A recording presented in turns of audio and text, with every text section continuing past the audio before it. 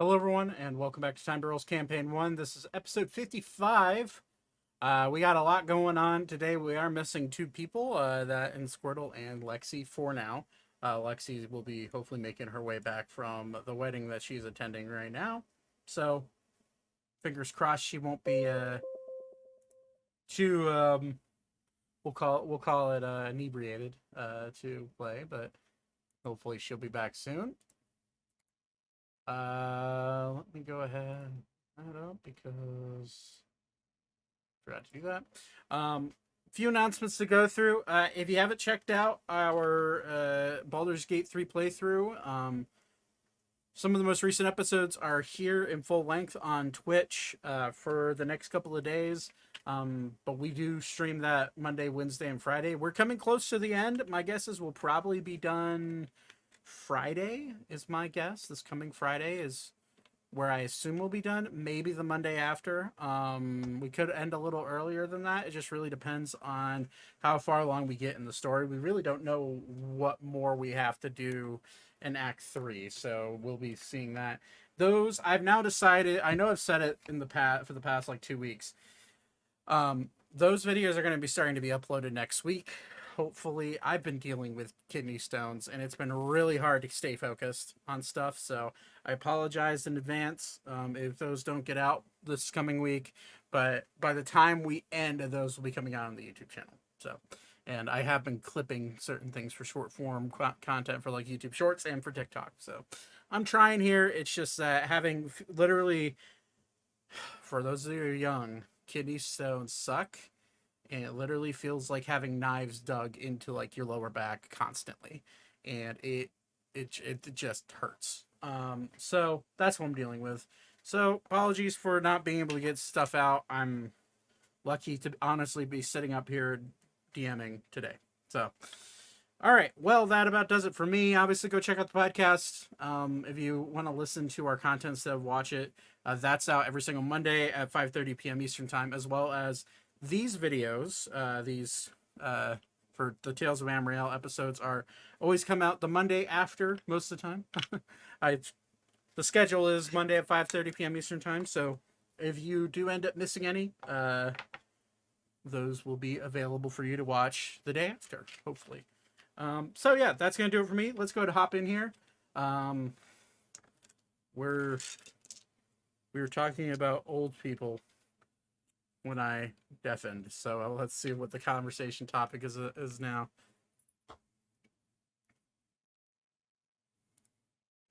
That guy's gonna be vibrating in your cheeks.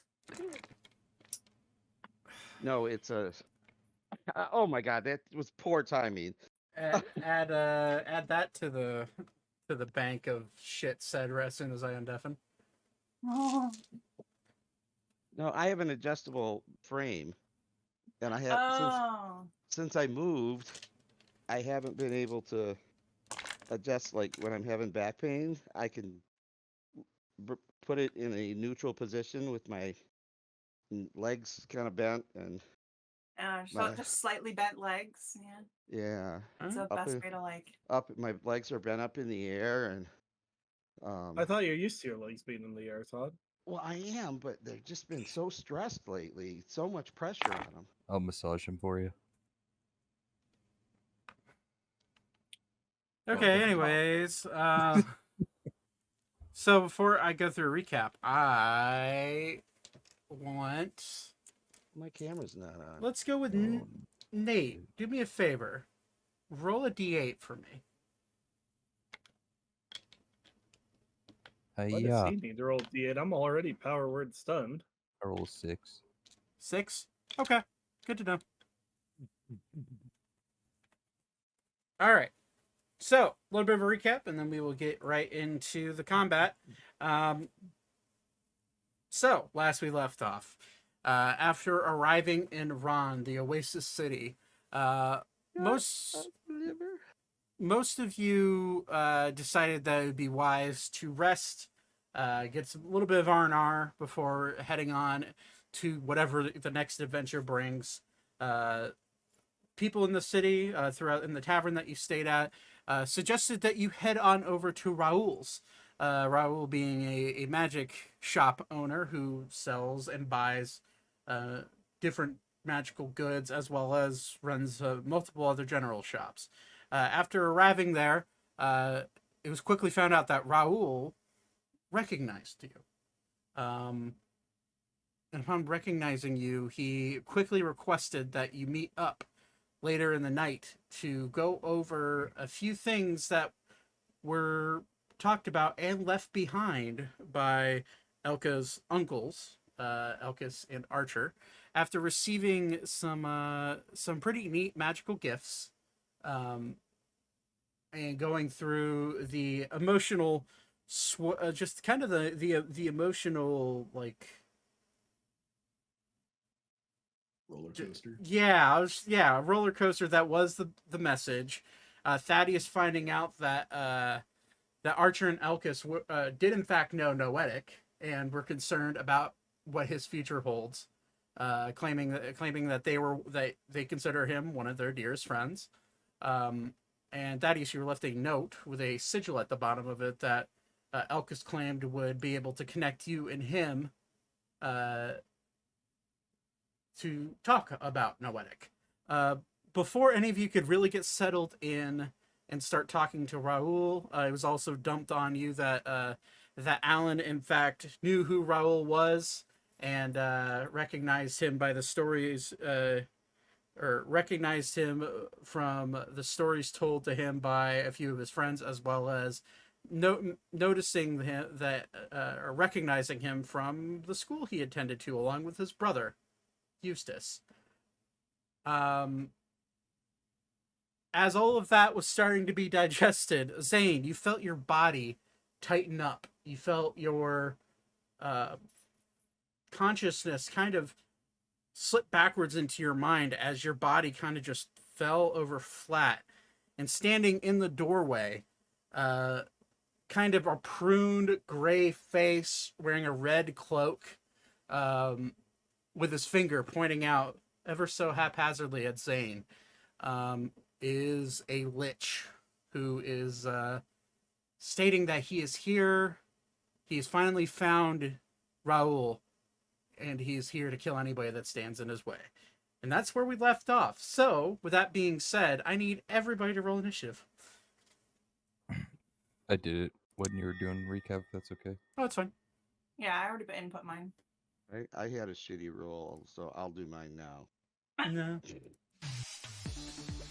I'll accept mine. Okay, let's see here. So, you need to... I actually am on the map twice because I didn't realize I was already on the map and then dragged myself on. Okay. But I moved my second token away to the lower corner.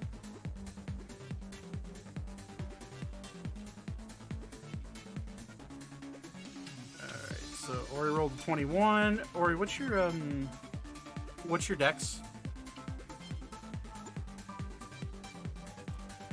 4.14 is the initiative. As no, like what is your Oh, it's just modifier? it's +2. +2? Okay. So try to fix this first. What is that noise? Anybody else hear like almost sounded like a cat meowing? Yeah, Meow. I did. I thought I was going nuts. That might have been me. My throat does some weird stuff sometimes. Okay. Now I know where I heard that noise before. I just drink water. That's usually where it happens. And then the Lich goes. Okay. So he steps forward, and you are all surprised. He uses action to cast Power Word Stun on Zane. He'll step forward and say, "Hello, my name is Tarthus Delia. Some know me as the Herald of Death, and I have come for you." And he'll look right at Raul. Elka, seeing Zane fall flat on his face, hearing this, only seeing him currently, what do you want to do? Mind you, yeah. I'm interrupting, I know. Your stream is only showing me. I'm aware. Oh, okay. Sorry. And for some reason, my camera's not popping up. Can I even see this guy? Because I'm like technically behind this like shelf. I peek my head around, I guess. Yeah, you can peek your head around. I would say it would be, unless I'm thinking ceiling would be about 15 feet tall. So you would technically be able to jump over onto the... Like on top of it? Yeah, but it would be... I'd say it'd be considered rough terrain. Because you're kind of walking on unstable footing there. Okay. Why is this not working?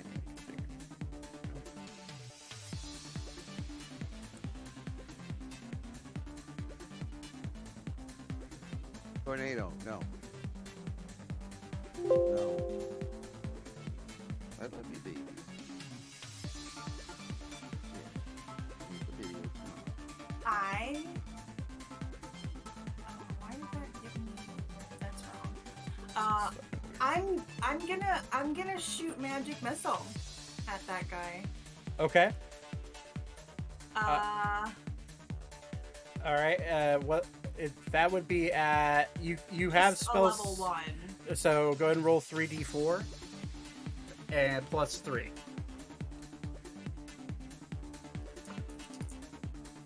Let me check one thing.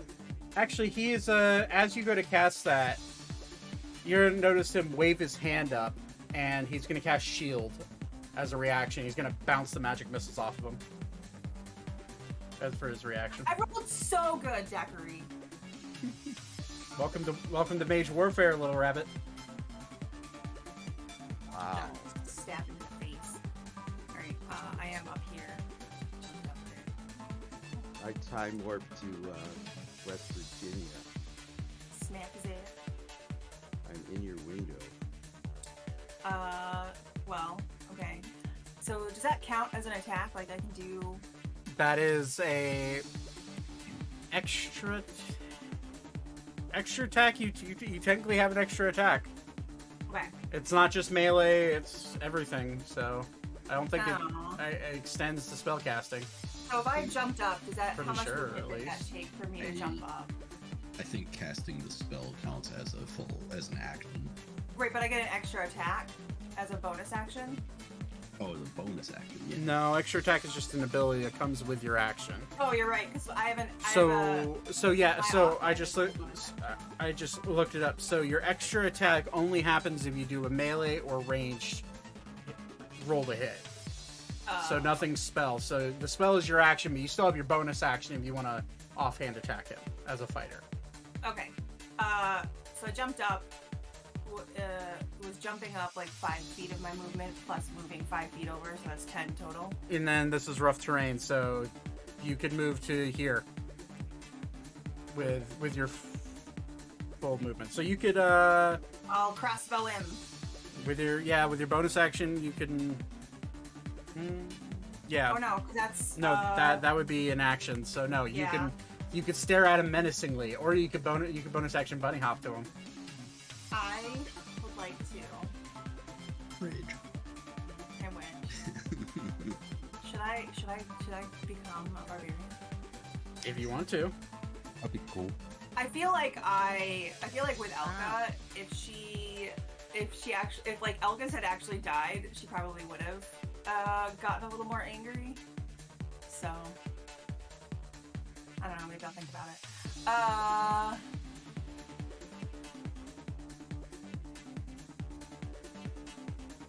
I will.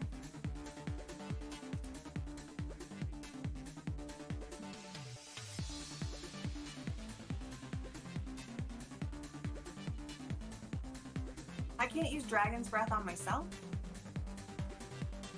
It says you touch one willing creature.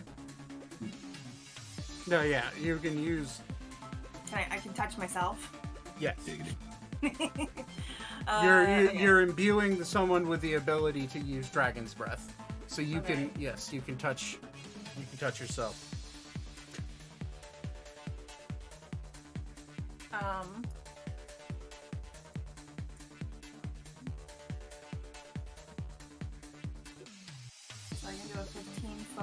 phone.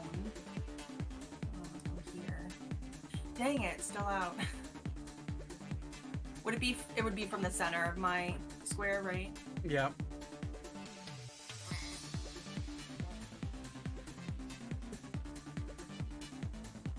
Spells are hard, man.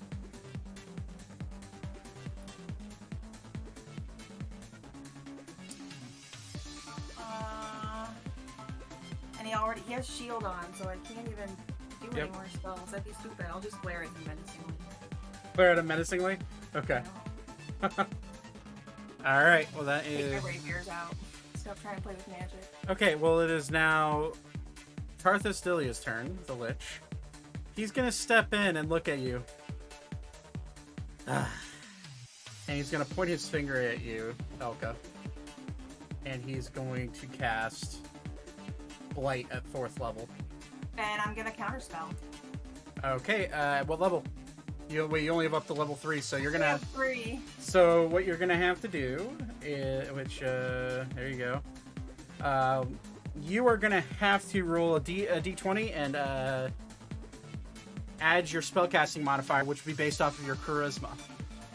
So your charisma would be plus, I don't know what your charisma is. Charisma is 14. 14. So my d20 plus a 14? D20 plus, or D20 plus 2. That's your modifier. Oh.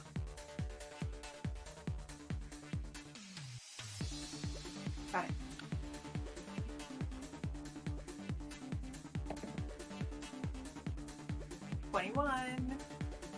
I rolled a 19. You watch a green energy start to form in his hand, and you reach out for the first time, and you kind of just close your fist, and you watch the spell just break in his hand. And he just looks... Shit! And he is going to... Yeah. He's going to...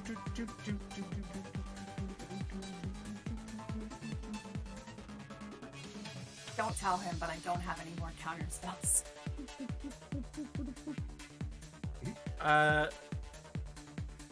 He's gonna use his bonus action to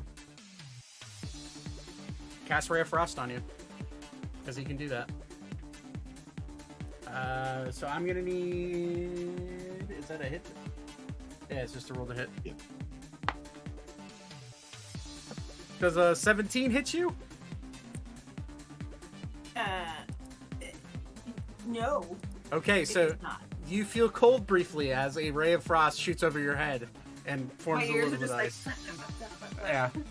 And he's a little rusty. And he kind of like puts his hands together. He will take a step back into the doorway when he realizes both of his spells that he just tried to cast malfunction or don't hit. It feels so powerful. That's the end of his turn. However, he is going to, in the middle of his turn, he is going to use a legendary action to call dead.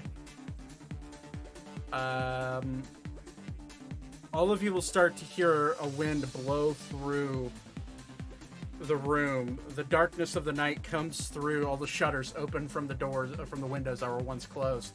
And peering out of, which I didn't move him, peering out of one of the windows right behind Raul is... Zach. But legendary action can only be taken after another creature's turn. It can be taken immediately after any creature's turn. So he ended his turn. He's considered a creature. Oh, okay. My bad.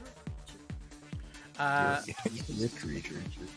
You will see a shade-like creature come out of the window and look at Raul and turn its head. Behind him, you will see another pop up. And where are you? There you are. And coming from the ground, engaging right between Thaddeus and Arya, you will see a humanoid-looking thing in armor come out of the ground and stand long sword at the ready.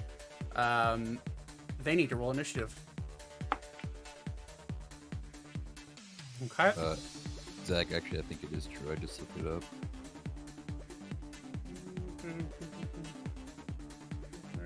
Can use it. Of another. Oh, yeah. Suck it, dick. Well, I think I remember Cody yelled at me about that a while ago. well, not I mean, not retconning it. Okay, It that's fine. I happens. mean, you're probably gonna just use it anyway. Yeah, I was. They won't get a. They won't. Well, they rolled like shit anyway, so they'll come after you anyways. Okay, all right. So this okay. I misread that. See, all DMs are humans. No, Allegedly. they're not. They're I make a million mistakes too. So they it's are okay. eldritch deities. I wish. Actually, that kind of makes sense with the lack of sleep most of us get. I've gotten I think 5 hours the last 2 nights. Been there. That's me every week, baby. All right, there we go. Just based off of previous interactions and knowledge, you would gauge that these dark cloaked figures are in fact shadows. You dealt with them once when you're going through the Blackburn Forest. However, we'll go with Thaddeus, Vivra, and yeah, just Thaddeus and Vivra. Go ahead and roll me a. We'll go Arcana or Nature, depending whichever one you feel like. Dang it. Wow. No. It doesn't really matter. They're both the same. Oh. Oof. What did I do? I You rolled a nat one. Roll the 1. don't... You, Thaddeus, you have no clue what this thing is that's staring at you. Weaver, you've heard of animated armor before. Kind of looks like that, but it's definitely different. Hard to tell. Yeah. But okay, Ori, it's your turn. Uh, For the record, I am not cheating. We could tell. it's 30. I'm gonna move my 30 feet, and then I'm going to teleport behind him. This step. Okay. Yeah. Make sure you mark off the use. I don't know where you want to keep that, but mark it I'll off. I'll just put like a 2 in like somewhere. Okay. I'm gonna swing my axe.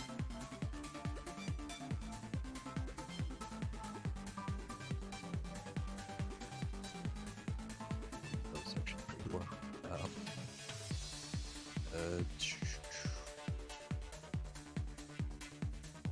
22. 22 just hits. Okay. And I'm just gonna swing again. Okay. Put down damage.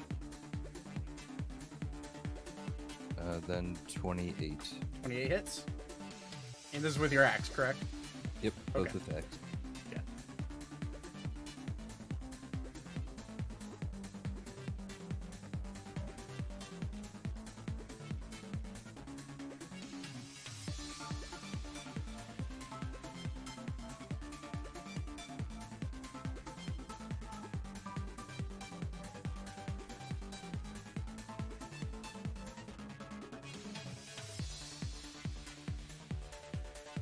That is 41 damage.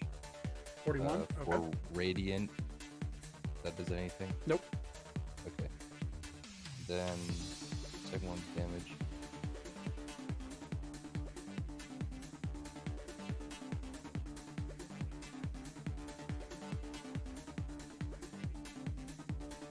A flat 30, so 71 total? Yep. Okay.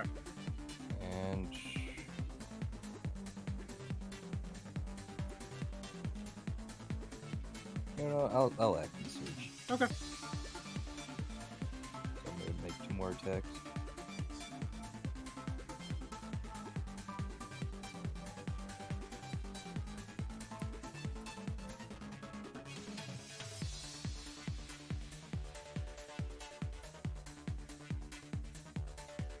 $31, I think, somewhere around there. 30. Roll an 18. 30, yeah, 31 to hit, yeah. And the other one is just 30. Just 30, they both hit.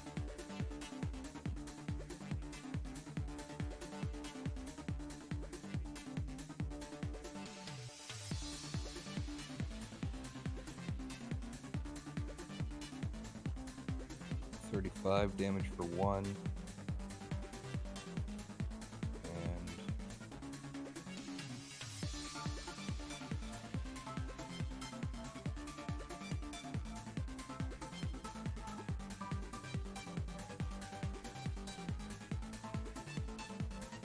45 damage for the other.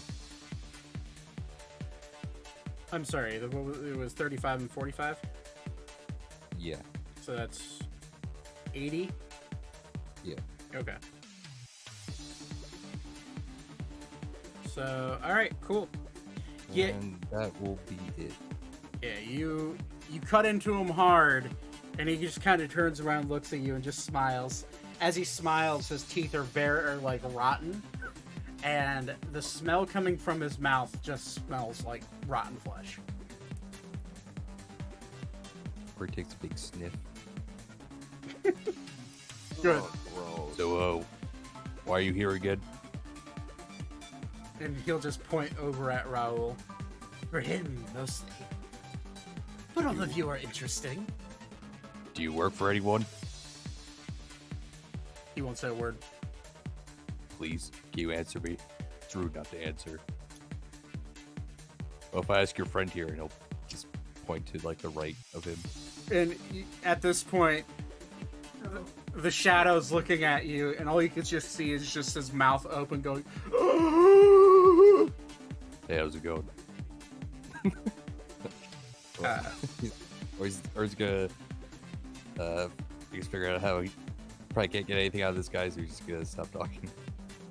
Okay. Alright, that is your turn. Weavra. Alrighty. Out of character, I know this has a very slim chance of working at best, but I'm just gonna go ahead and try it anyway. I'm gonna go ahead and cast Dispel Magic 3rd level to try and undo whatever the heck is freezing Zane up. Okay.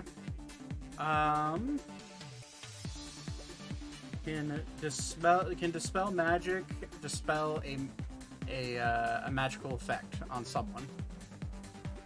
Yes, it says one creature, object, or magical effect within range. Let me check the exact wordings for Power Word Stun. You show off his magically mechanical heart. Okay. You can't tell anyone about. Go and roll a d20 and add your spell modifier. You go to cast Dispel Magic on Zane, and there's no effect. Damn it. Yeah. Power words are, well, powerful. Okay. So even the 19 Which, doesn't do it. on a level 8 spell, would have normally dispelled it. Mhm. But it's a power word, so there's specific writing for it. Fair. So. Okay, so that's that.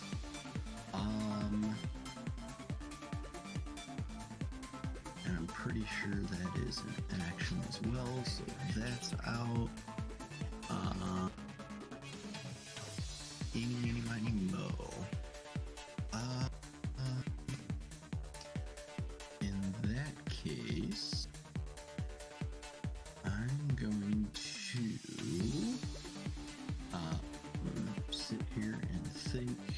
stall for a second while I try to think of something productive to do with a bonus action or movement, and I can't think of anything right this second. So I'm just gonna go 5, 10, 15, 20. And I think I'm actually just gonna stay where I'm at Okay. and not do anything with my bonus action. That'll be my turn. Alrighty. So I forgot to roll initiative for Beep, so my bad. He rolled a 19, so that's convenient. Okay, so it's Beep's turn.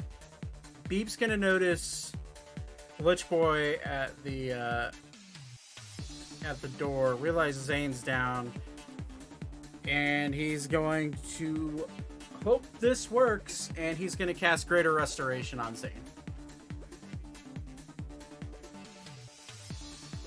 Hey. Which instantly fulfill the spell. Zane, you feel your well, actually, because it is a power word, I have to roll for it. Zane, you feel your body. That was once wasn't yours for a brief moment in time. The spell that was holding it loses its grip, and you are back to your normal self. Prone, but you are no longer stunned. Okay. I rolled an intelligence check for Beep to see if he'd think that would work. Because don't want to metagame too much when he's not here. Beep will bonus action inspire. Well, he'll inspire you, Zane, which is a D8, and he will pull out his kazoo, tap you on the shoulder, and play a little ear jabbing diddly on his or ditty on his kazoo. I can't think of anything that he play. He'll play Megalovania on his kazoo, because that always gets everyone hyped up. And then he will take a step forward, look at the Lich at the back of his head, and go beep, and that'll be the end of his turn. Roll intimidation. But I fucking will. That's a natural 1. It is now this thing's turn, which I need to find its step block because I have like 7 of them on my screen. All right. Yeah, that sounds like fun. It is going to look at Thaddeus. Oh, what the hell did I do? And at 4th level, Play with my phone. it's going to bonus action Staggering Smite. And it is going to hit you with, now that you look at it, it has a 2-handed long sword, and it's going to swing down at you with a magical aura around its blade. That's a 25 to hit you. So the long sword does okay. I am going to use Uncanny Dodge. So you would take half. Wait. Uncanny Dodge. Yeah, it's Uncanny Dodge is half for melee. So, wait, that's a D12, not a D10, Zach. So you take 13 points of slashing damage, plus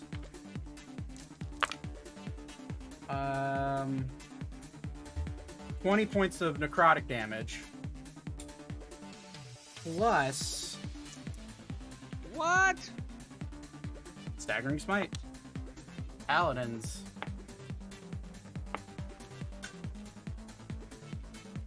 Even with evasion? Well, you would take half of all of this, so give me a second. So 13 plus 20 is 33 plus 8, 12, plus 18 points of psychic damage, so that would be 51 points total, so you would take 25 points total. And I'm going to need you to make a wisdom saving throw. Okay, what's 84 minus 25? 51? 59.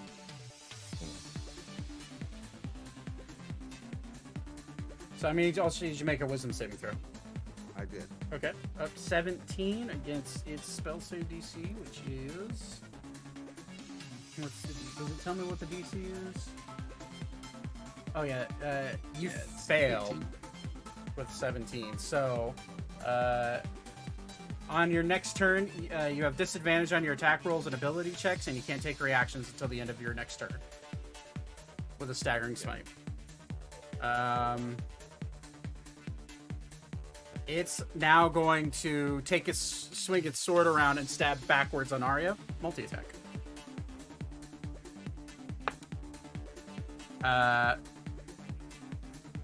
Bingo does a 19 hit Arya. When it turns around, do I get attack of opportunity? Nope.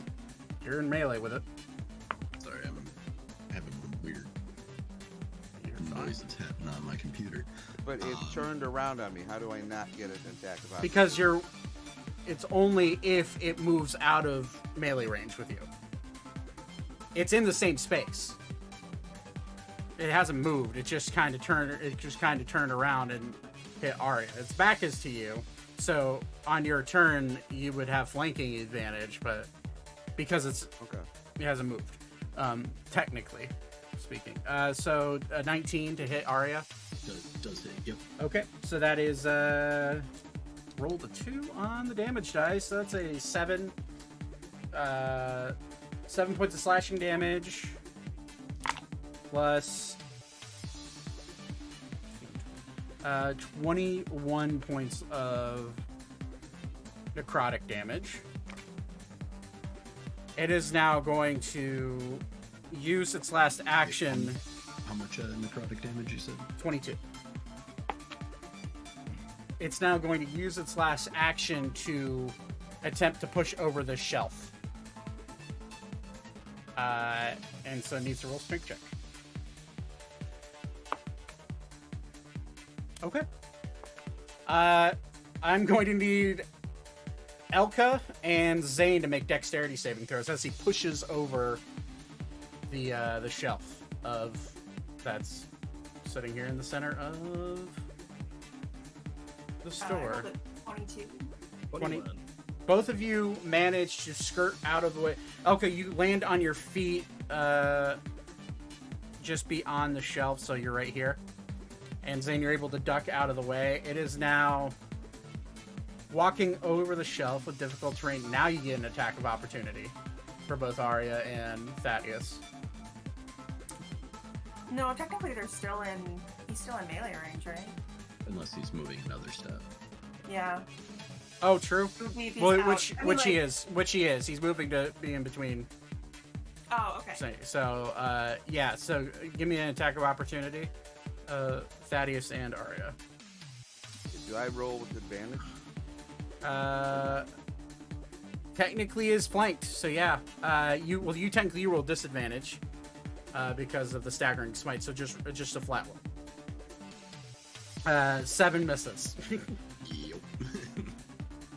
15 also misses. So you swing at him. No, you find purchase with Thaddeus. You do find purchase with his armor, but your sword bounces right off. And now he's standing in between Elka and Zane, and he's gonna stare down Zane. And that will be his turn. It is Zane's turn. You are currently prone. Yeah, I'm gonna stand up and I'm gonna punch this dick in the face. Okay. So let's go. That should hit. It's 24. Are these with your Thunder Gauntlets? Yeah. Okay. 24 definitely hits. We go D8 out here. That was a pretty good roll. Yeah, buddy. That's a 12 thunder damage. Okay. And then I'm gonna punch him again. You notice when you hit him with your thunder gauntlets, his armor does not take too kindly to that thunder. Good. Rattling through his armor, and you see his body kind of shift a little bit inside the armor. So do that information with what you will. 22. Hits. Let's try again. Not so nice. 9. 9 points of thunder damage. Yep. So 18. Gotcha. I'll throw a little defensive field, and then we'll end my turn. Alrighty. That's your turn. It's now Raul's turn. Where the fuck is his character sheet? There it is. Raul will notice the Jackson. I know you love your toy, but you can't keep speaking in the background. Raul's going to notice the shadow behind him, and he is going to.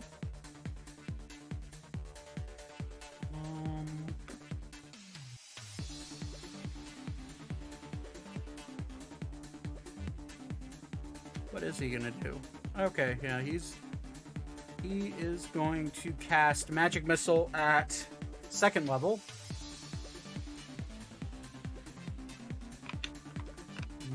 So I need D4s. I don't roll these a lot. Bingo. Cheers. That was last night's. Well, I just noticed it now, so Fair. and it won't let me like respond to it. So. Wow. Okay. Raul launches a magic missile, and you watch this shadow just evaporate.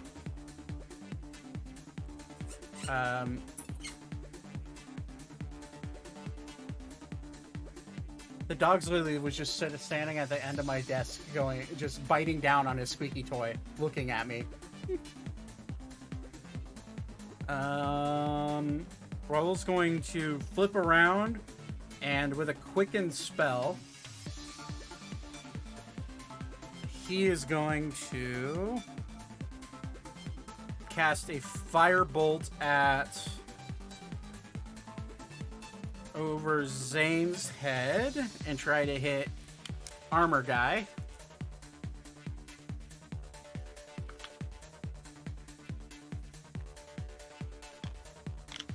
So it's a roll to hit. What's his plus to hit? Plus that 24 hits. So it's a D10. That's at his level. That's 3.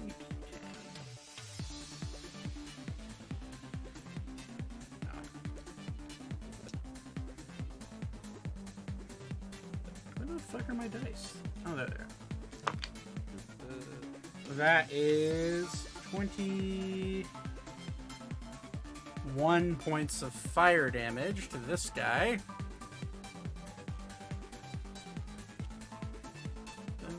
Alright.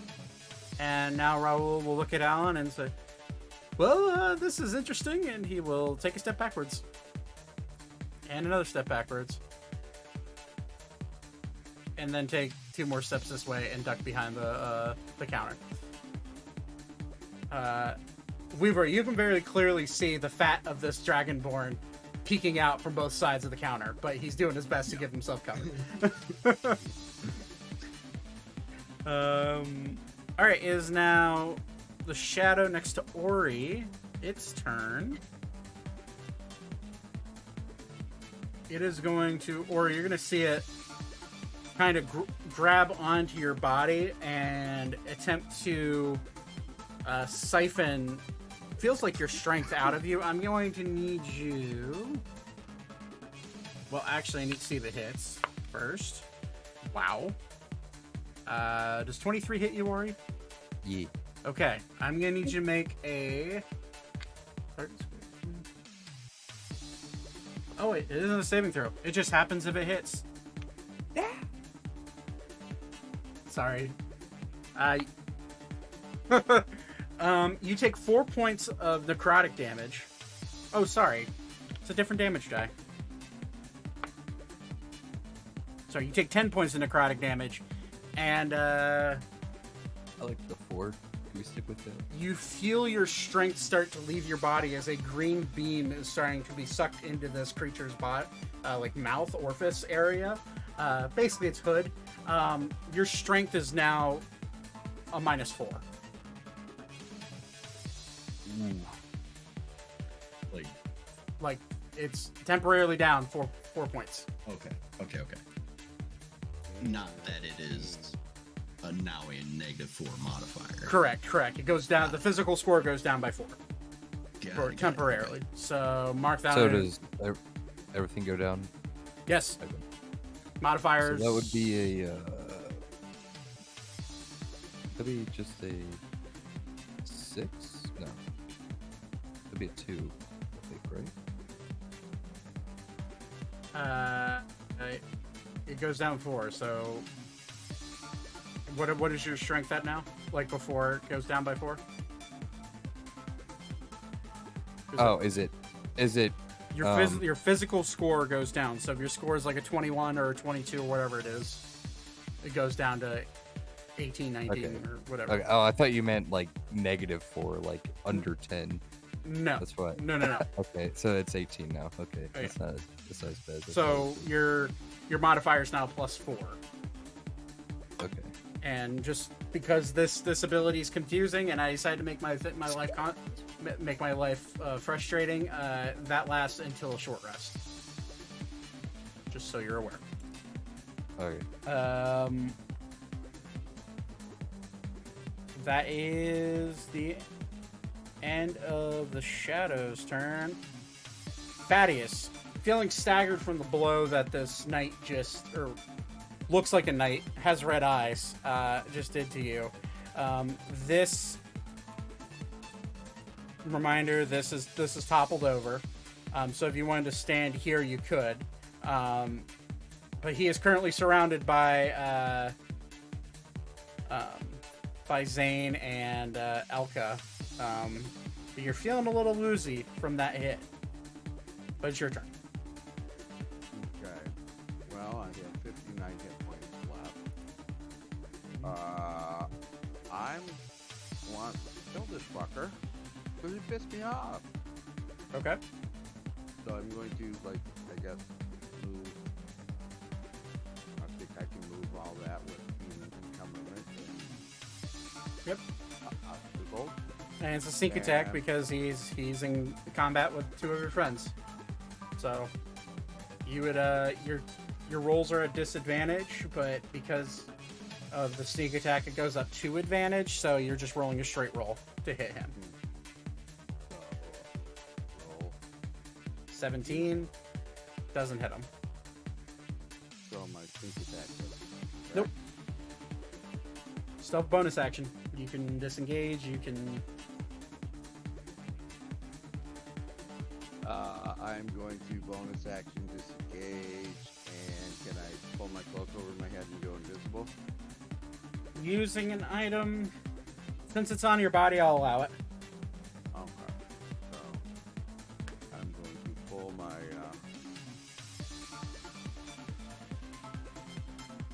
go green mode. Okay. So you just disappear. That is your turn. You have technically like 10 more feet of movement if you want to move. Well, I want to stay in this area. Okay. It is now Alan's turn. Alan is going to assess the situation. Realize that there is some issues. And he is going to step forward. And Zane, you're going to feel the tall, lumbering form of Alan stand over you. Whoa! Jackson, what? Whoa! Hold on. Whoa! Oh,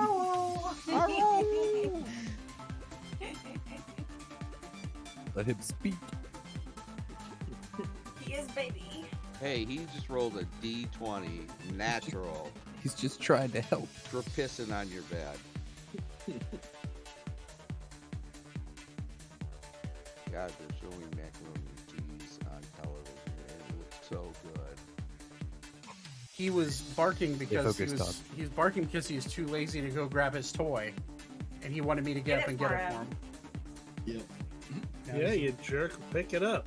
Yeah. Now he's Be laying nice. down in Be his nice bed. to I'll let the boy out. Hi, baby. Do you want to be on TV? Do you want So to make your debut? Say hi, everybody. Hi, I'm Twisty.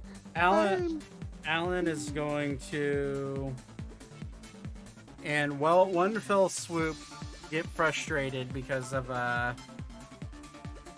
just a sudden attack of what should have been a peaceful encounter.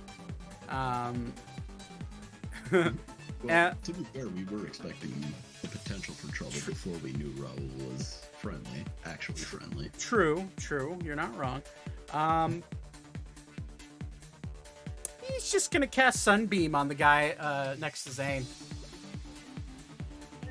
Or not Sunbeam, Sunburst. The fun one. So I'm gonna need is a 60-foot radius center on the point you choose within range each creature in the light must make a constitution. He's not gonna do that because I thought that was friendly things of his choice, but no, that's just all everyone can catch these hands, so he's not going to do that. Yeah, I'd rather not. Yeah. That's a level 8 spell. I'd rather not do that. Don't kill us all. Oh no, he's kind of frustrated with all of you dragging him places. He's having a good vacation. He Hey. agreed Hey. to it He wanted to come with us. after a little bit of persuasion. He's going to cast Blight. Well, shit, it's undead. He can't cast Blight on it. Fuck. What were we trying to cast before? Sunbeam? Sunburst, level 8 spell. Oh, okay. Yeah. Ooh. Yeah, he was trying. Man, he's gonna cast Moonbeam on it because he can control that. I think he's gonna cast Moonbeam on it. Does Moonbeam also have a radius? I think It's a it's 5 only foot. 5 feet. So Yeah. centered on it would be okay. So 10 feet. So it would hit Zane and Elka as well. Because it's a 5-foot radius centered, so everything around him within a 5-foot cube. God, Druid spells are frustrating when you're trying to fight close quarters.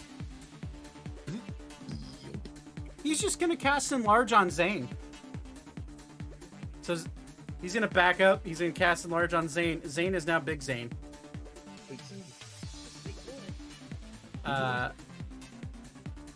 Except we're not gonna. You're just enlarged. So I'm gonna mark that with the wrench. Sure, you're enlarged. So that is if you choose to fail the save. I want to be big. Okay. So what this means is you are one size. So you're now considered large. Your weapons or your attacks do an extra one extra 1d4 damage. Your what size the creature continues max plus until the spell ends start. You have advantage on strength checks and strength saving throws. Your weapons grow with you.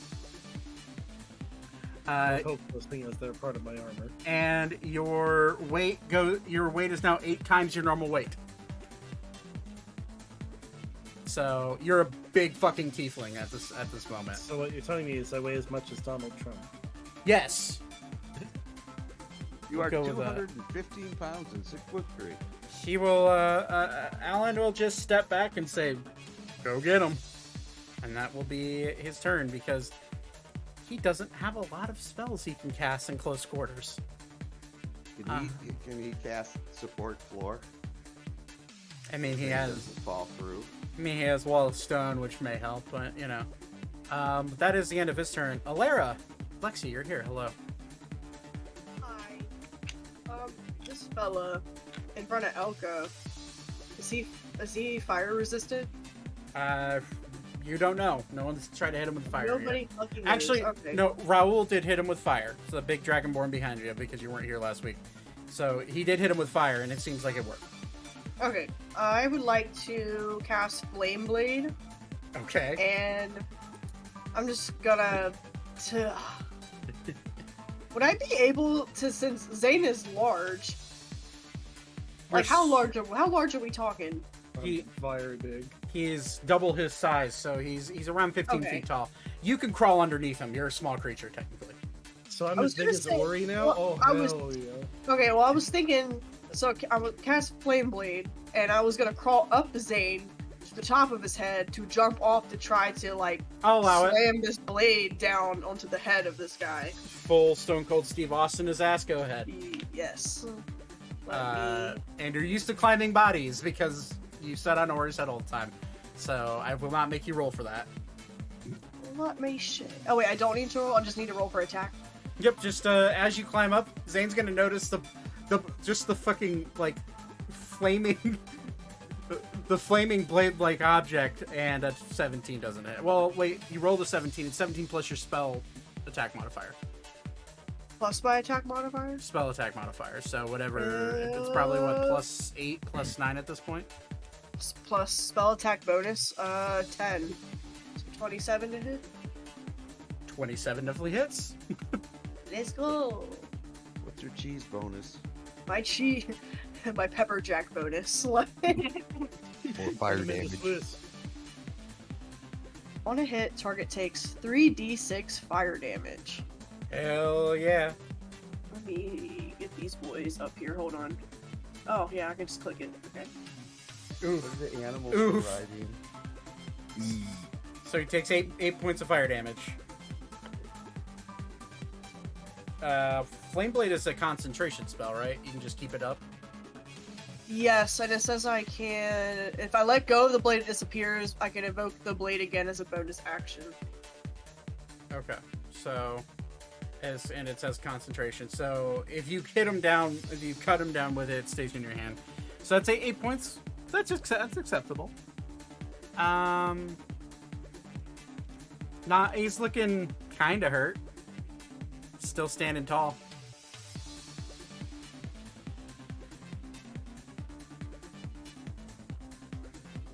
But which you would land right there, just for the sake of movement. Anything? You don't have a bonus action as a druid, so I think that's all you got. Yeah. Okay. It is, speaking of druids, it's now Arya's turn. Okay. Arya can see all of this plain to see because this shelf was knocked over. Yeah. Yeah.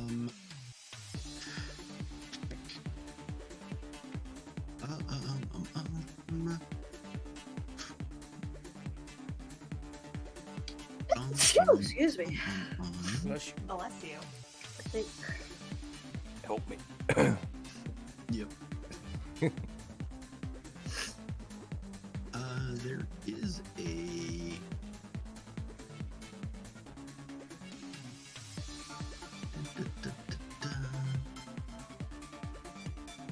can't see what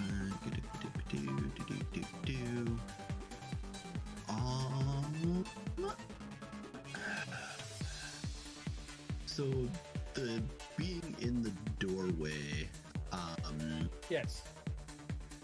is he more inside than out at the moment? He's like, yeah, I'd say so. Ori Okay. stopped him from moving farther out. Okay, that completely fucks what I was gonna do with Arya. So instead, if I go here and cast Lightning Bolt, I hit these two without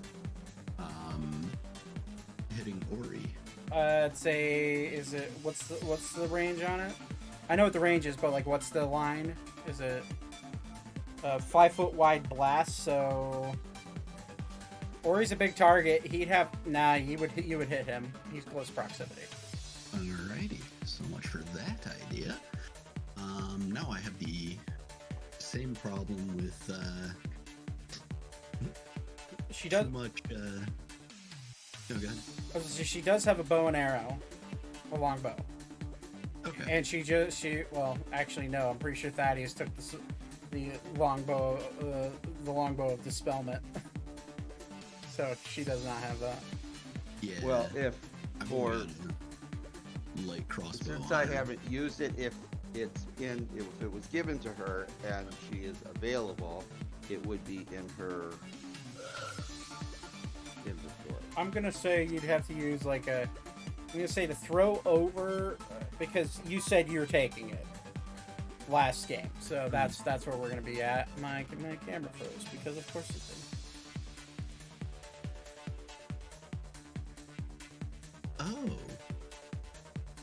Oh, that's fun.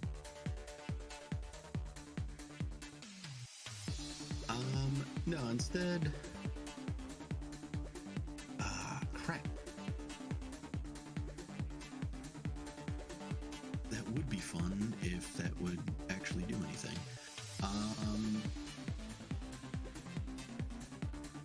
Eeny, meeny, miny.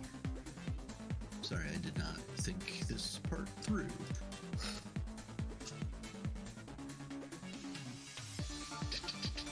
Again, looking for that. Where the hell? It is also difficult to do something for a character that is not mine. True. I know how that feels. Yep.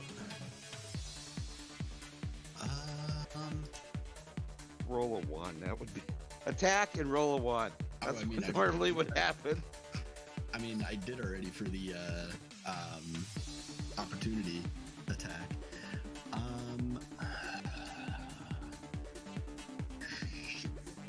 Shit, fuck. What level druid is she? She's 9. level 9. Oh, okay. I know something you could do, but I don't want to.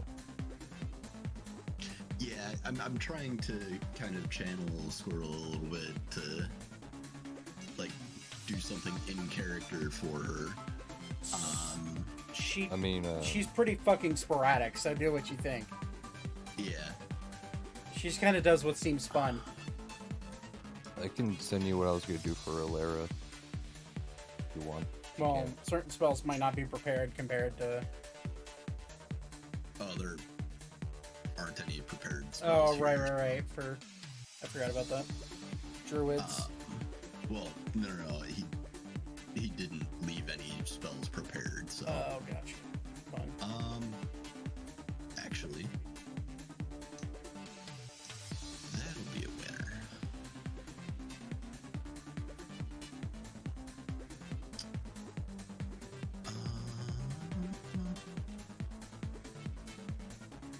No, shit.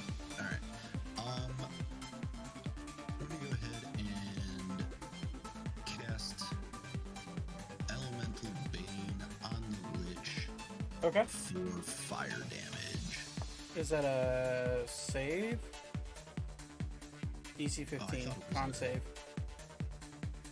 Which, on the bright side, he's a lich, so. The But I did roll 16. which doesn't do it. Okay. Then there aren't really bonus actions. She wants to be inside, I think, less than. Is this window open? It is. Okay. So 5, 10, 15, 20, 25, Make it- 30. Make a dex. It's acrobatics check for her. Okay. Climbing through the window in the middle of combat. Yep. 19. She's fine. Okay. She just has And wings to that'll- take account for. Yeah. All right. That'll do. Alrighty, that's the end of her turn. Elka. Okay. So I'm gonna go after this guy. I'm gonna turn around and start stabbing. Stab, stab. Go for it. He's stabbing. Yeah, right in your eyeballs. So I rolled a 19, plus 8. Okay, yeah, So- that hits. And then my other roll is 21. 21 just barely hits. Well, you rolled a 19, aren't you a champion fighter? Yeah. That's a crit. So I know it is. Okay. That's why I said it. All right. Too bad it's for just my regular one and not my ice one, but that's a 14 total. 14 total. Okay. 14 for. I'm sorry. That was 14 for the. For the double, and then I can do my ice one. Okay. So I have. Do you want it separate or together? Just separate? total damage. 16. Six. So total 30. Okay. And then I'm gonna do another attack. My extra attack. Alrighty. And I'm gonna roll an 18.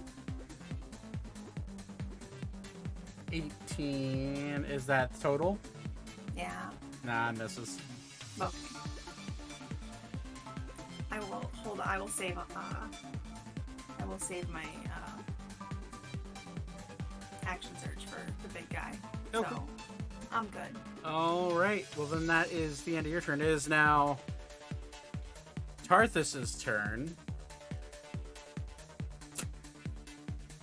You rolled a 6 on that D8, Nate, right? So Yeah, I did. okay. He's gonna look at all of you. Look at you, Ori. I'll deal with you later. And he's going to he's gonna point his finger out.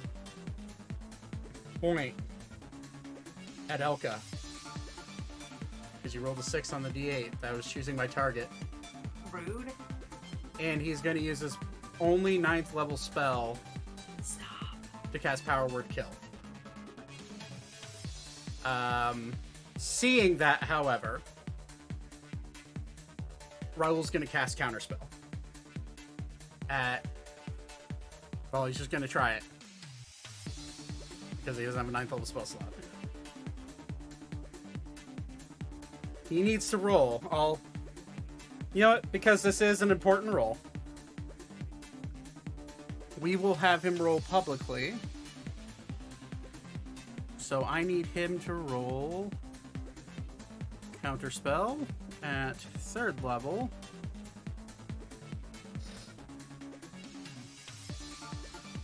You just have to roll the D20. Yeah. yeah. So it would be his intelligence modifier. So he needs to roll a 13 or better.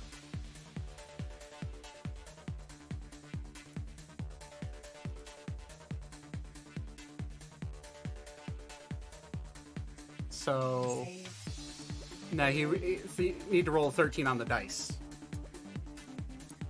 So all of you watch Elka's body. Actually, wait. I have a question. Uh-huh. Can I cast Silvery Barbs? On that roll? Distract? On that Yeah. roll, yes, you can. You do have a reaction. I would like to cast. Silvery Barbs and have him roll it again? Yes, please. Okay, we can do that.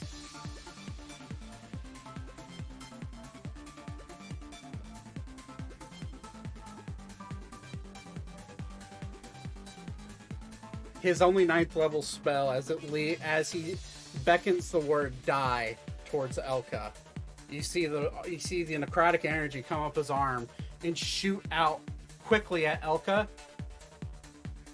And in a flash of arcane energy, you watch Raul lunge himself over the counter and say, "Not in my shop." You see it hit the spell. And you see it hit this necrotic bolt of energy. It's almost as if time stops. And Elka, you see that it's not enough. And you snap your fingers using arcane energy for one of the first times in your life. And you watch the spell, the Silvery Barbs, encases the necrotic bolt coming at you and wisps it away into nothing.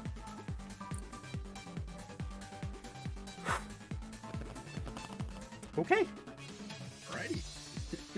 That changed what I was going to do and then changed what I was going to do right back. That was his, yeah. That's a Lich for you. Well, that's his action. He's a little pissy. So he's going to cast Ray of Frost at you anyways. As his bonus action, because he can cast cantrips as bonus actions. That's a natural 20. But you have that stupid armor on, so it doesn't crit. Yeah. I will need you. I believe there's a save with Ray of Frost on a hit. Cold damage. No, it just goes up in damage. No save needed. That's I want to save. Oh. It's 19 points of cold damage to you.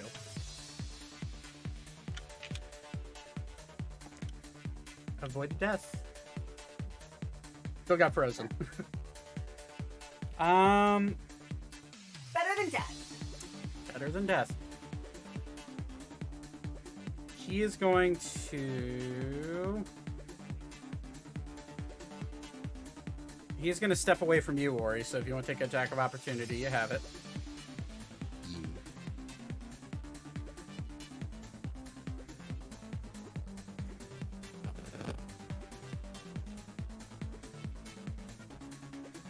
25. 25 hits.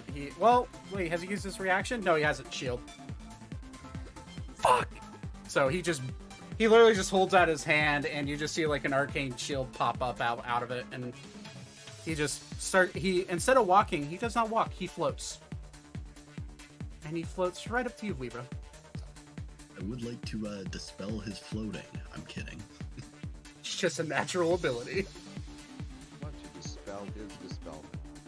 I would like to dispel him. But Ori, it is now your turn. Uh, I need to make sure to mark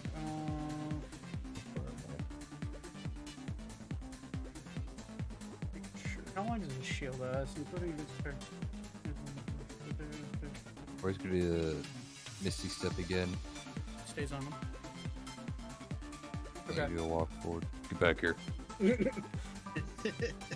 So shield does stay up the whole round, so he is protected. Is that flanking? I don't think it is. No, you have to. Can I shove this? Can I Misty Step on this? No, that's not. That's too far. Never mind. Your horns would I go think it through is. the ceiling, so no. Okay, That would be considered impossible terrain for you. It don't matter, baby. That's a nat 20. Hey, let's go. Extra attack. Alan cast silvery barbs just to fuck with you. I'd leave. I'd leave. I'd go to bed. No, so that hits you. That hits him. Yeah. That's a nat 19 for the second attack. Oh shit. Oh boy.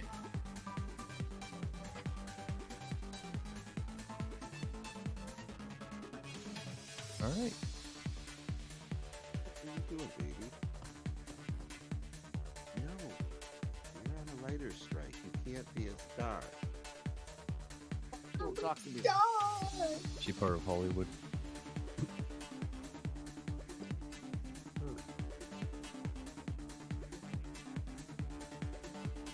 I know you like Conan O'Brien, but I don't. Don't do that again. You don't like Conan?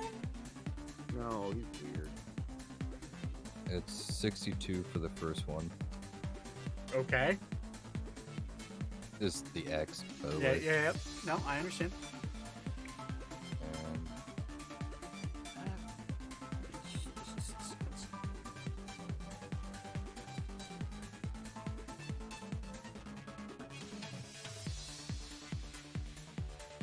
I'm gonna give you a debut. on that's 72 for the second one. Okay. Oh. I'm doing math. He's a fish. Well,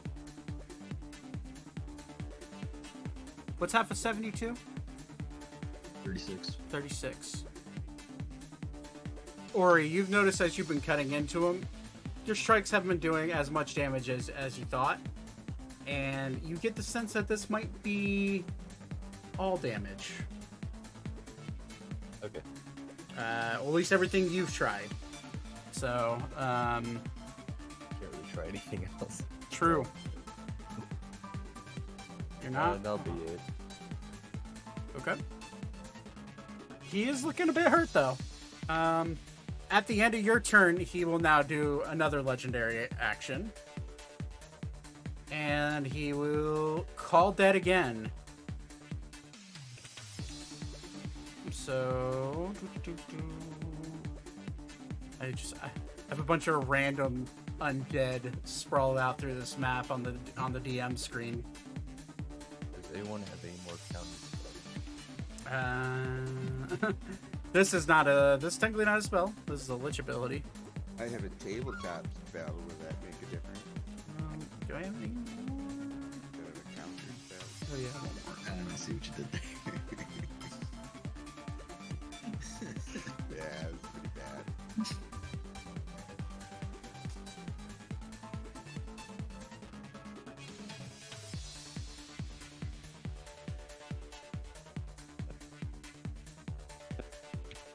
And 3 will pop up out of the floor, surrounding all of you. Lord. What are Would they? you not? Small? And I need to roll initiative for all of them.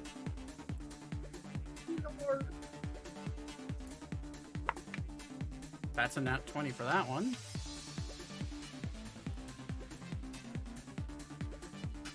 So shadows are +2, so 22.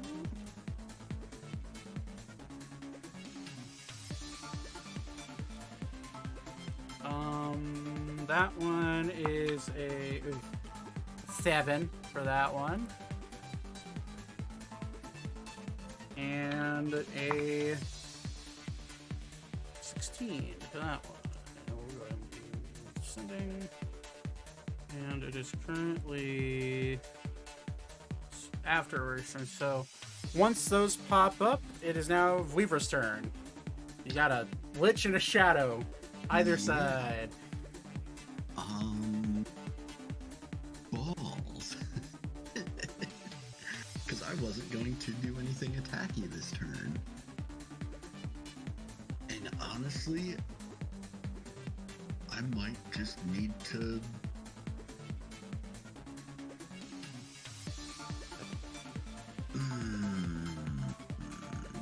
Yeah, I think I need to do it. I don't like that I need to do it, but I think I need to go ahead and cast Aura of Life. Okay. Um, Moves with you, so each non-holistic creature, non-hostile creature, including you, has resistance to necrotic damage. Its hit point maximum can't be reduced. In addition, all non-hostile living creatures regain 1 hit point when it starts its turn in the R within 0 points. Oh, with 0 hit points. So if they're unconscious, they gain 1 hit point. correct. Gotcha. Okay. So that gets everybody except for Arya. Yep. Okay. And then I'm actually going to shimmy over here to help Ori out as best I can. Okay. You are leaving the. You are leaving. Oh, yeah. Okay. No, never mind. I totally forgot that guy existed. You know what? Fuck it. I'm going to do it anyway. Okay. So he's going to attack of opportunity on you. Yep. Which luckily for you, his hits aren't that great. But this might hit you. 17. I think that does. That is my armor class. Okay. So you say you have resistance to necrotic damage. Correct. Okay. So you'll take half damage here. So half of 11 is 6. Okay. And then you lose. So you lose strength, not HP. So it's not affected by your aura of life. You only lose 1 of your strength points. That's still enough to knock me down You lose if you get hit by his attack. You lose 1d4 strength. Yeah. 2 strengths 4. So they're not that hard to kill, but they're fucking annoying if you don't. Deadly too. Okay, so Aura Life is up. You moved. You got hit. Anything else you want to do? I need to roll a concentration check because I got hit. Okay. So you just need to roll above a 10. Yeah, you're fine. Okay. Cool. And that'll be it for my turn then. Okay. It is now Beep's turn. Where the fuck did I put his character sheet? There. Okay. Beep is going to...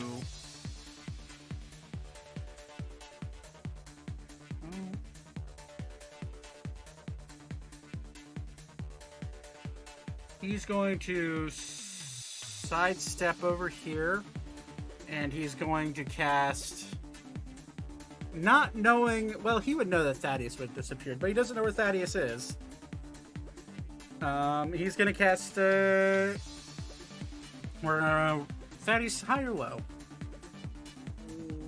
Go low. Low? Okay. You lucked out. He's going to cast Psychic Lance at 4th level on this guy. So that is... Let's try. So he needs to make a intelligence saving throw, which probably is not going to go well for him, but we'll see. That's cocked. That is definitely not going to go well for him. That's a natural 1. What is his intelligence out of curiosity? Does he have intelligence saves? No, he does not. Okay. So, yeah, that's just a failure on his end. So he takes 8d6 psychic damage.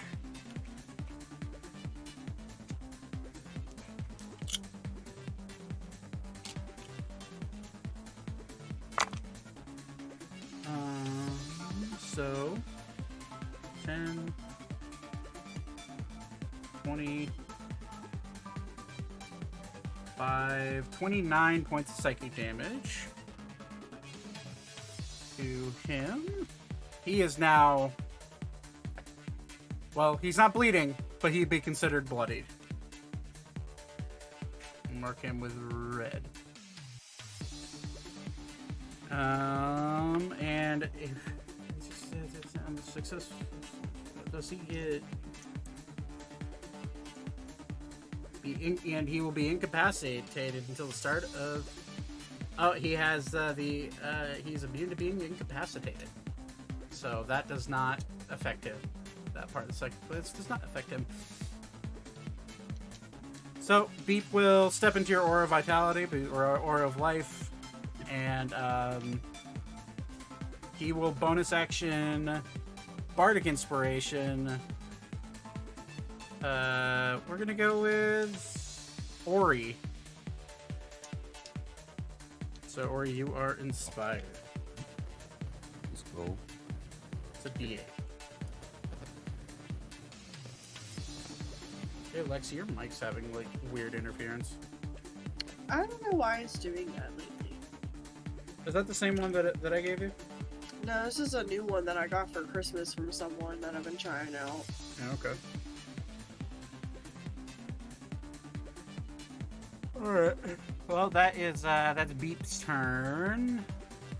Zane. That's the one I sent you. You have to stick your head underwater. Just kidding. Zane, I love you. it is your turn. Okay, let's see what we got going on around me.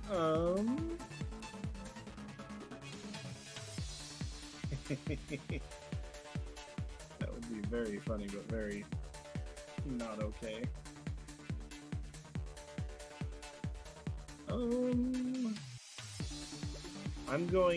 This guy's going to get an attack of opportunity, but this will be worth it. So, I'm going to move away. Okay. He will hit you with his longsword.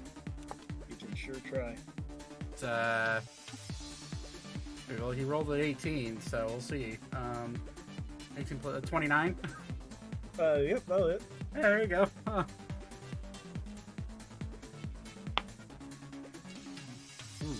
Next roll on the D10. 15 points of slashing damage, and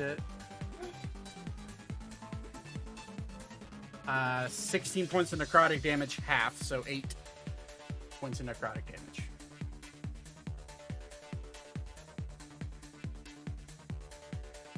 Okay.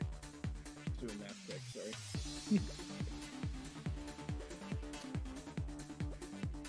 That's fine. 'Cause this will be worth it. Alright, it's time to get Swifty on the line straight across. There you go. All right, so it's a dex save for all of them. All 3 of those, yep. Okay. Oh, that's what's the DC? 17. Yep. So that's a failure on the one closest to you. 19 for the 20. What's Lich's dex? +3, so sorry. Would be 22 for the Lich, so he succeeds, and 19 for the other Shadow. So 2 successes and a failure. They all take damage, so. So this one just gets fucking evaporated. But so half of that would be 13. Okay, which was so.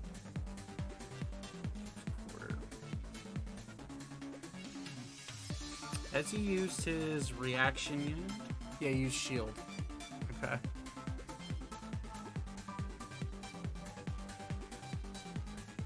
Come on, brain. I know you're capable of doing some math. Alright. And then half of 25 is 13, rounded up. So this one's just like starting to lose form. That the one next to the Lich. But it is it's still up. I'm gonna throw a defensive field and then call it a day. Okay. Is now this guy's turn.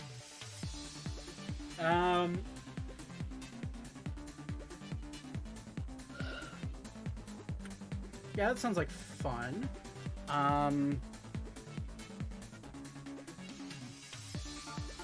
So get everybody, yeah, including the Lich, but that's fine.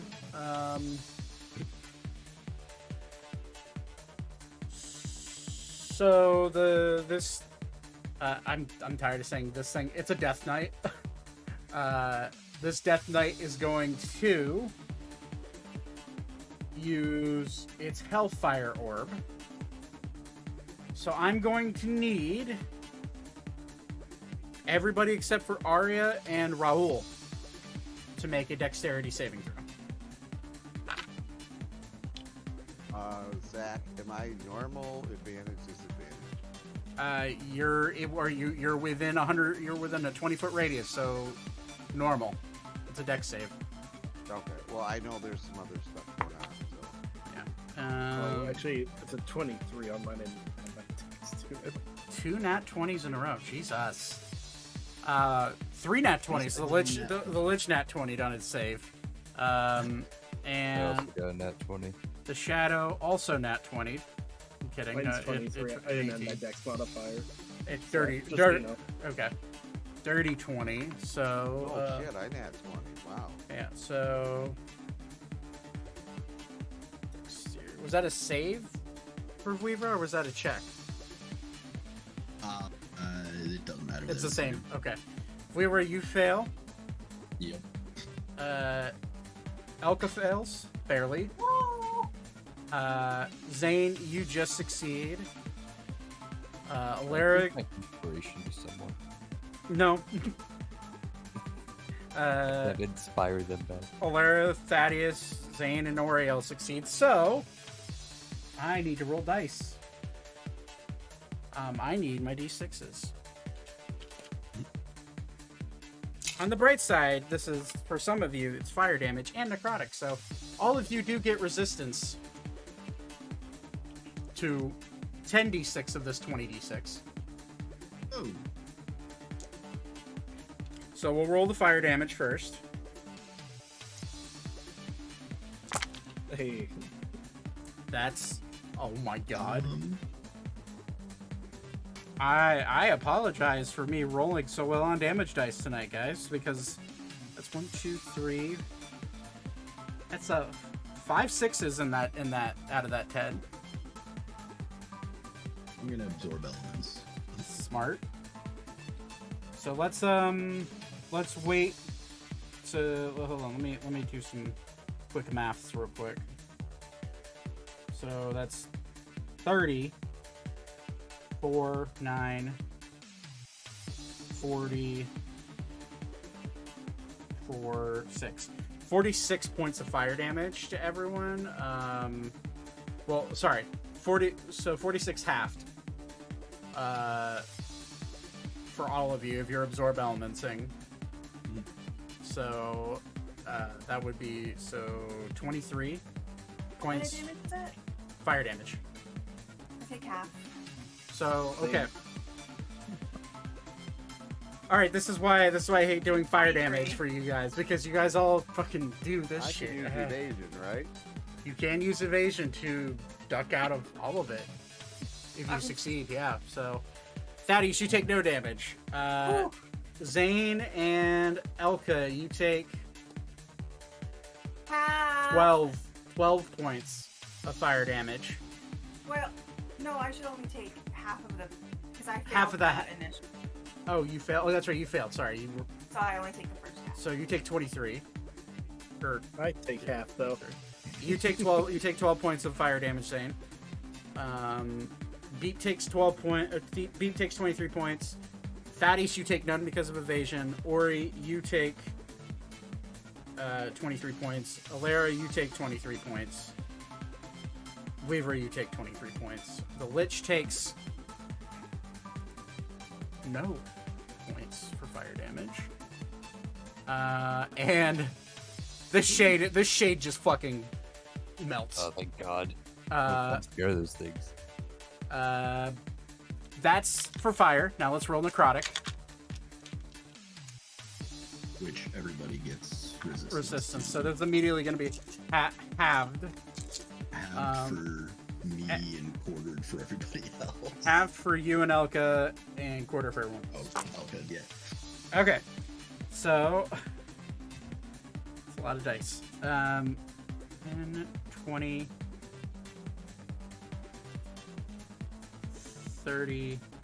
35, 9, 42 points of necrotic, so it'd be 21 for Elka and Vivra, and then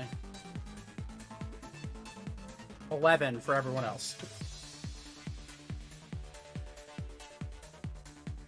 Of necrotic damage. And the Lich takes no necrotic damage because it's a Lich. And you lose your concentration, so or life is no longer inactive. But it saved everyone's bacon for this one. Oh, jeez. Yep. That is Which was a potential worth the price of admission. which was a potential of 120 points of total damage. So worth. The Death Knight, you notice, takes none of that damage. But that is its action.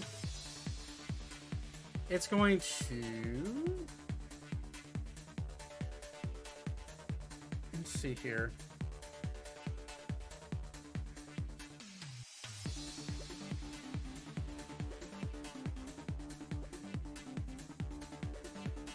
It's just going to get ready to...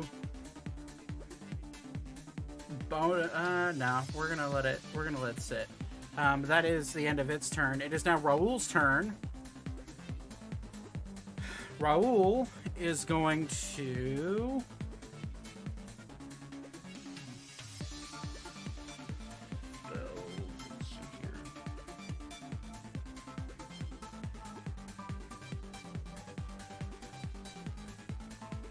Yeah, Raul's gonna cast, is going to, over the counter, look at the Lich and cast Disintegrate.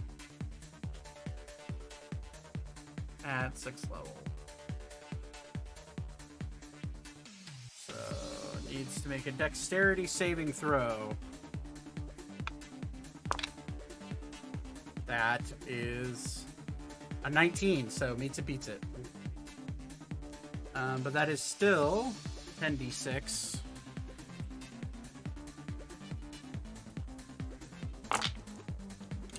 Is that force damage? Yeah, okay. So he does take this.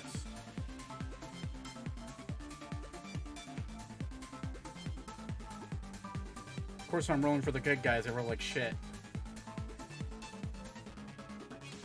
20, 30, 5, 7 plus 40. That's 77 points of force damage halved. So that would be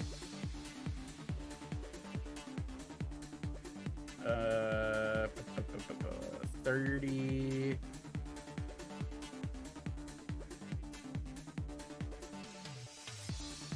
39? Yeah, it'd be 39 points of force damage, which will bring it down to 49. It is now officially bloodied.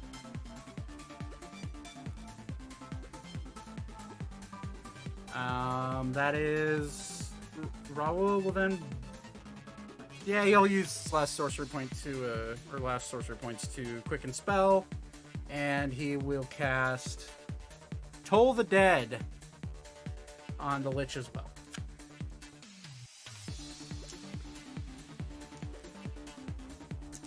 So it needs to be a Wisdom saving throw, which it's a Lich. Yeah, it's a success.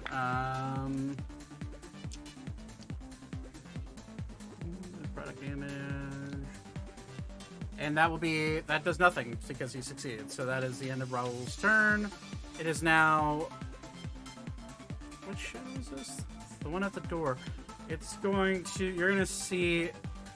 People see it whisk down and shoot up right behind Ori. It's coming for your ass. And it's going to roll the hit.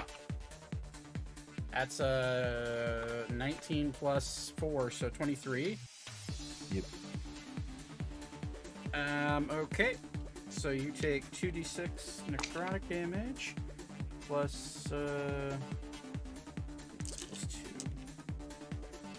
just jostling around so many character sheets here. Yeah.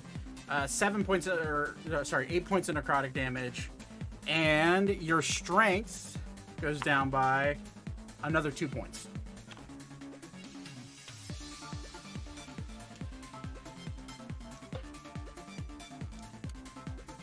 And that is... you all of a sudden start to see Ori's really buff, large muscles start to like atrophy and shrink. And it's very unnatural looking. Ori, the glaive on your back becomes too heavy for you to carry. And the axe also in your hands. I'm going to need you to make a strength check to keep the axe in your hand. Because the strength parameters for that is 18, if I remember correctly.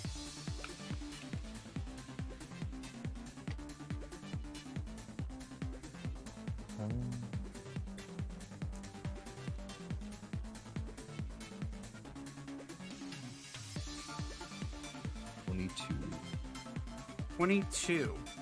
You're able to hang on to it. It's heavy. And the glaive on your back is overbearing. But you're good for now. That is its turn. Thaddeus, you're invisible. What do you want to do? Kill somebody. Okay, well, you got the Lich. In game. You got the Lich looking hurt. You got the Death Knight looking hurt. And you got two shadows that one looking fine and then the other one looking about to disappear. What's the one close to Bingo? That's the Lich. How many points left on him? Or he's bloody? He's bloodied. You don't know how many points. And then the one next to my cheese girl. Is also looking hurt and bloodied. quotation mark. It's not. Is There's there some- a way of me knowing which one I would have a better chance of doing damage to? Make a medicine check. I'm gonna say this uses your bonus action. You're taking a quick moment to figure out which ones hurt more. 12. It's hard to tell since they're undead. But you do know that both of them are kind of in equal situations where they're both surrounded by your friends. So it's really just your gut on which one to attack. Alright, well, I'm gonna go for the one that's next to not him.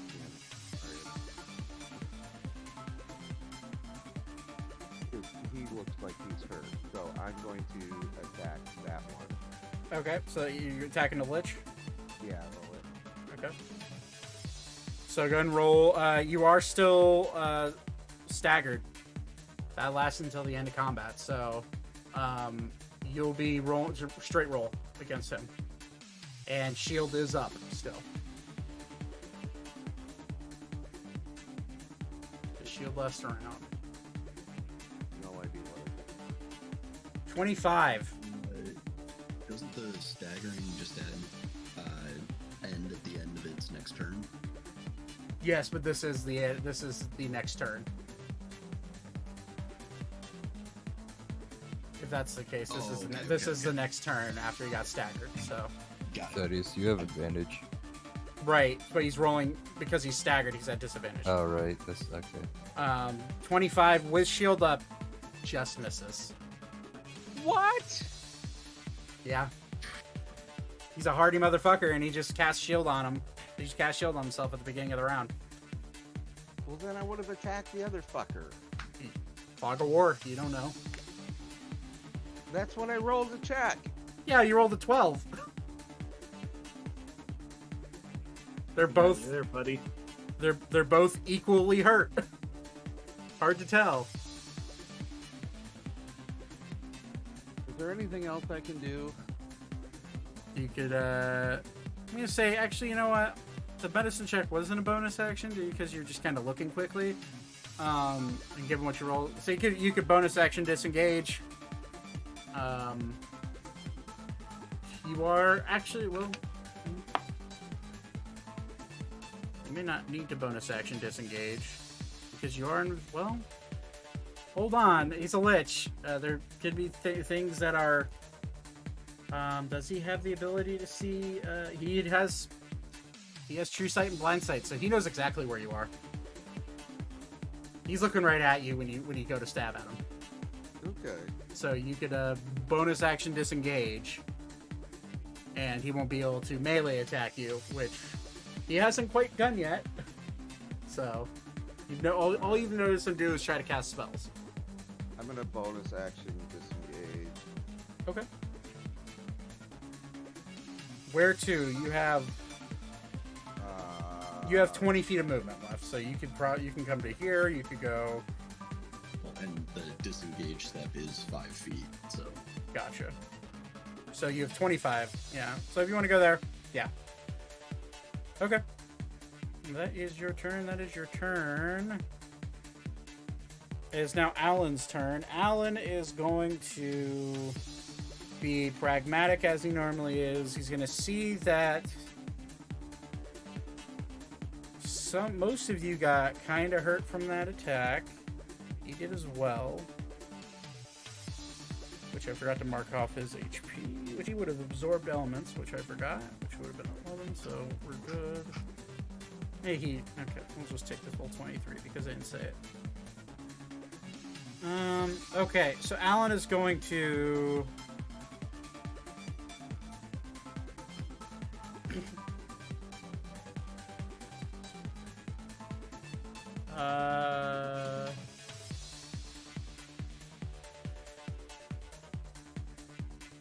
Yeah, I guess you'll just kind of do a mass cure wounds at. We'll just do it at 6th level.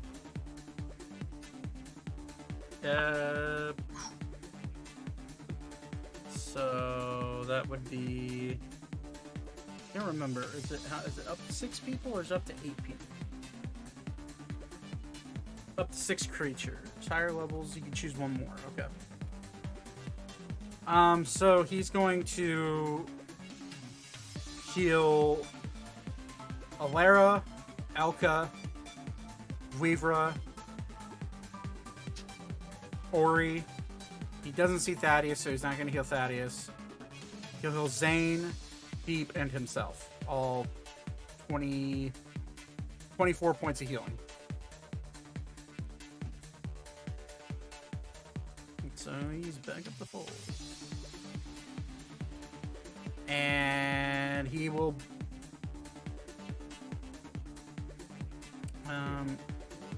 he's still keeping concentration on Zane being large. So that is going to be the end of his turn. Alara, you still have your flame. You still have your flame blade out.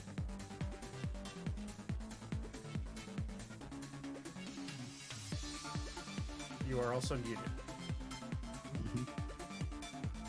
Yes. I literally said I'll go for it again, and you were like, "You're muted." Yeah, I'll try to swing at his kneecaps with the flame blade. Okay, roll for an attack and add your spell. Add 10. Okay. So 20. it'd be 20. Just hits. Yay. So roll 3d. Is it 3d6? Mhm. 15. Nice. He's looking really hurt. Still alive, barely.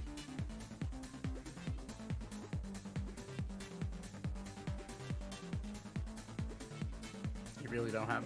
Druids really don't have a lot for bonus actions. It's kind of... No, literally, I was just looking. I was like, I don't think I have like really anything. A lot of Bonus our action. bonus actions are like controlling spells after they've been cast. Like controlling like a moonbeam or sunbeam or something. Yeah, I gotcha. Yep. Okay. Well then, unless you want to move from where you're at, it would get an attack. No, it would not get an attack of opportunity on you because they attack Zane. There. So you can move. Yep. That's really all you can do because druids, man. Okay. Speaking of druids, man, Arya. All right. What was your plan with her jumping out the window? It was going to be get on the other side of Ori to heal Ori, and then Ori ran back inside. Sorry. That's all good. So Arya's gonna go 5, 10. She's just gonna stay in the window and Heal. Thaddeus. You're nobody invisible. can see you. Yeah. The only person that might have a shot at it would be Weavra, and even then, This is not. This is wood. There's no way to leave footprints. There's no sound being made because you have boots of elvenkind. He is a Never mind. phantom to all of you, except for the wood lich, The drops of blood that I'm leaving everywhere. and it stays inside the armor. Everybody knows that. Thaddeus is leaking, cuh. Heat Gonna metal? cast heat metal on the Hell Knight thing. Okay. What is its con save? I'm curious. Actually, I'm guessing it's pretty good because it's a Death Knight, but it's +5. But I rolled an 8, so he fails. I was gonna say it doesn't even matter. He's wearing armor. I'm doing it on the armor, so And the armor is technically not part of its body, so that works. and the armor, the con save is just to keep hold of it if it's something it can drop. Otherwise, it just gotcha. takes the 8 damage. Okay. It's still up, Okay. but definitely it's. You can see the shield, the shield that's tucked, that's like part of its forearm, and like its sword and its hand are starting to shake a little bit. Like it's having a hard time keeping its facilities up. Fair. And I think that is it. Okay. Well then, Elka.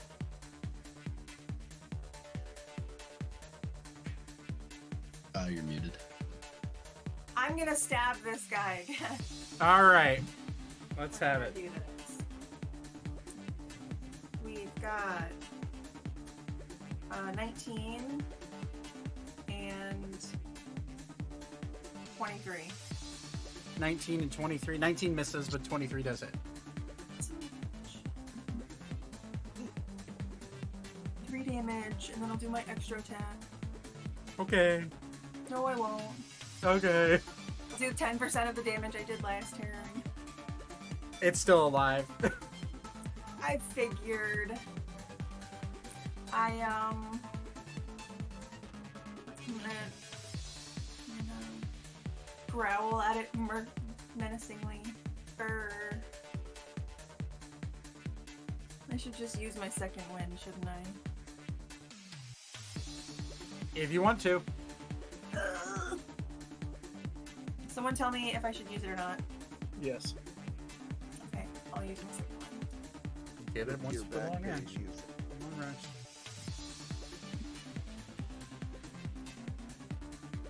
Nope. I rolled a 6 and a 7, so that was a waste.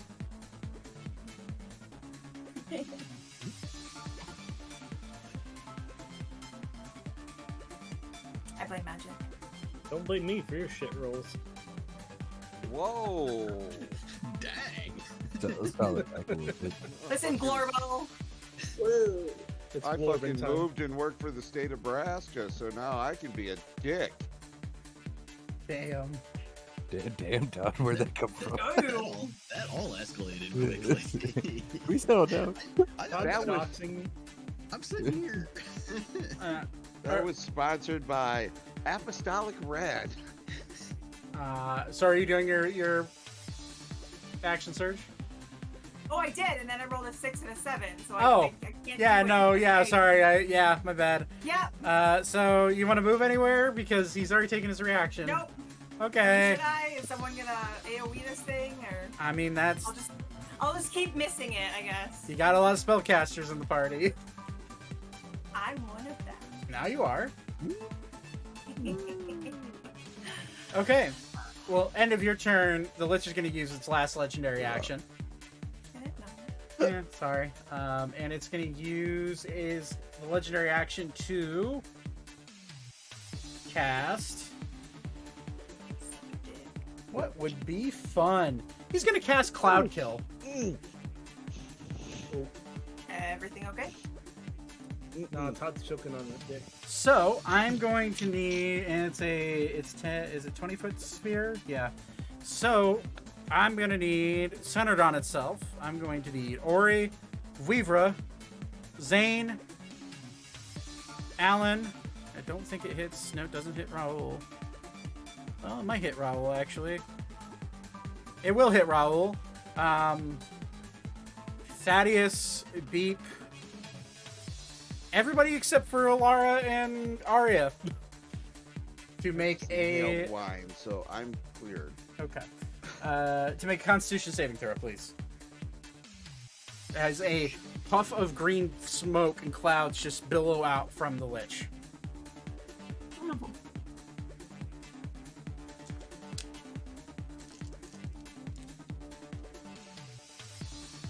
Unfortunately, you don't get advantage.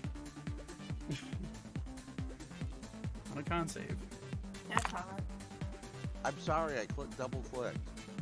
You rolled a nat 20 on your second click, which is kind of funny. Yeah, I'm saving that for my next throw. No. 23.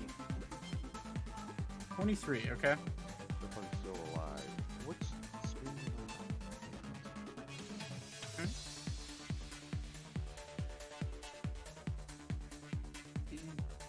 Okay. Forgot the number. I still need a save from... Oh, I don't need it from Malera. I need a save from Beep.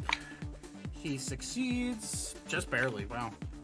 And a save from Alan. He succeeds. And a save from Raul. He gets a natural 1. He fails. So, Vivra, Elka, and Thaddeus, and Raul will take 26 points of poison damage. And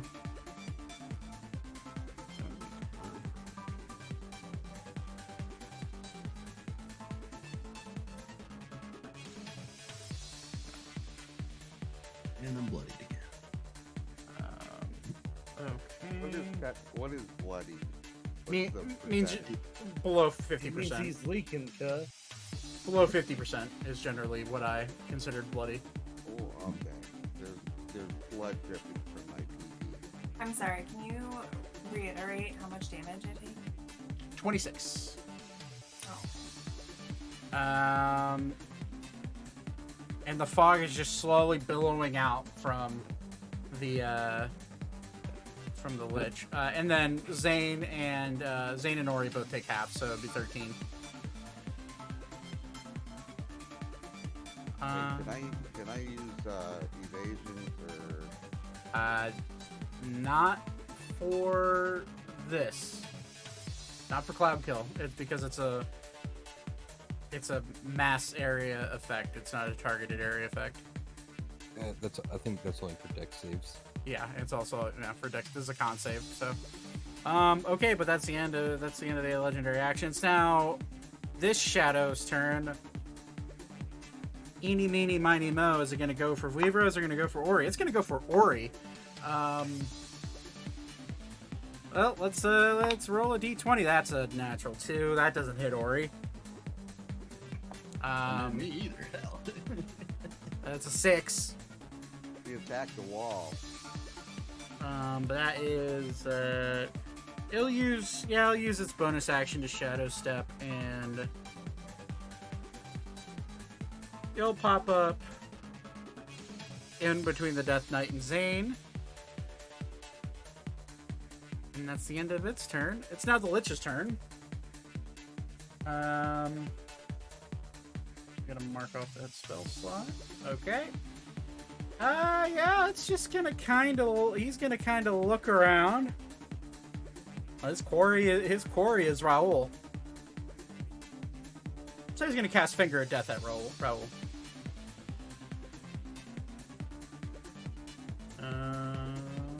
Which I need Raul to make a con save.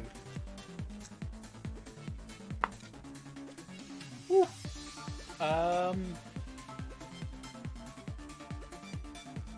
Raul +4. That's a fail. So Raul takes 78 plus 30 necrotic damage.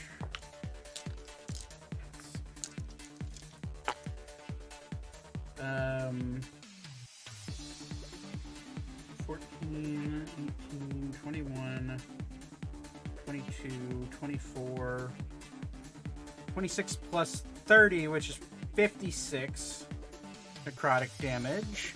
All of you guys just see a bolt of green and black necrotic energy just shoot straight into the chest of Raul, and it folds him down slightly, but he's able to stand up. Definitely hurt him. But he's still alive, so no bad things yet.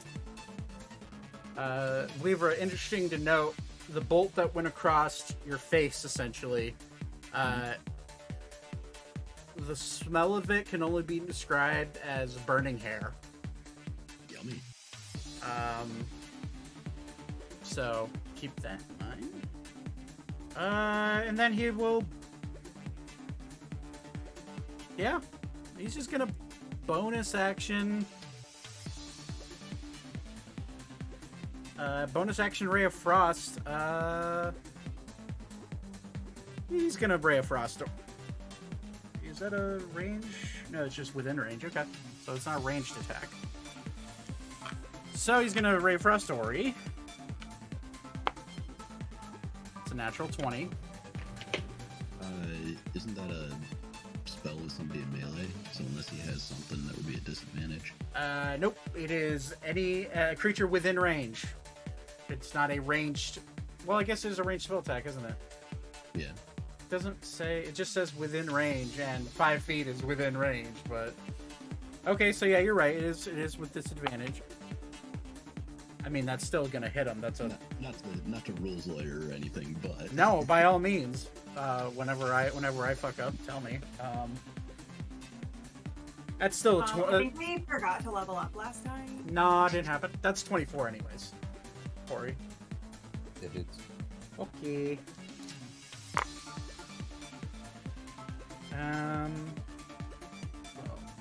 That's 12 points of cold damage to you. And that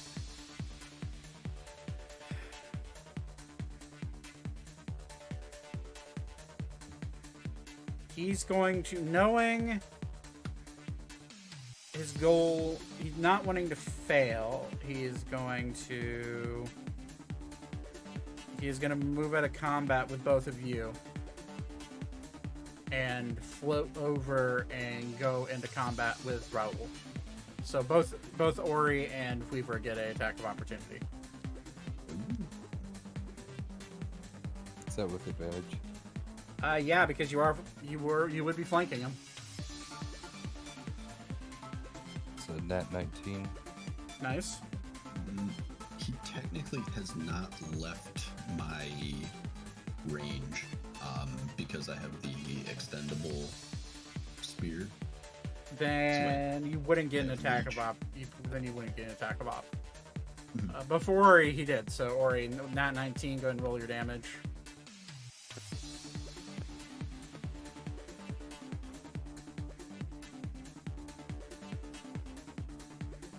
$83. 83. I rolled 3 12s.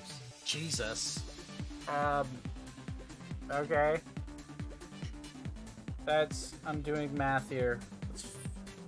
Halved is 40. Okay. He's withering away, but he's barely alive. And that is the end of his turn. So Ori, it's your turn. Can you slide over the counter? You have to make an acrobatics check. Yeah, yeah, fuck it. You gonna misty step? I'll save it just in case. Okay. Try acrobatics. Okay. It's a nat 20. Jesus. Okay. They're rolling tonight. Okay, yeah, with ease. Okay, the Lich turns around. Fuck. He's gonna move slightly to the left so he can flank. Stop running. It's rude.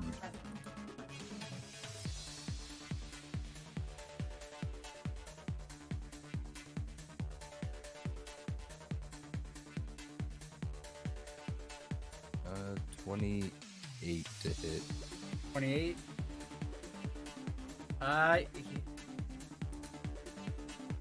Is his shield still down? No, shield went Or up? down. Shield went down. Okay. At the end of his turn. Plus 5 to his AC is it would be a 27, so 28 hits him regardless. So yeah. And extra attack. Well, roll the damage for your first hit. How about? Can I keep the nat 20 I just rolled? Sure. Second attack. Sure. Yeah. Okay. This will actually okay. Yeah. So how much damage you do on your first? I'm rolling that now.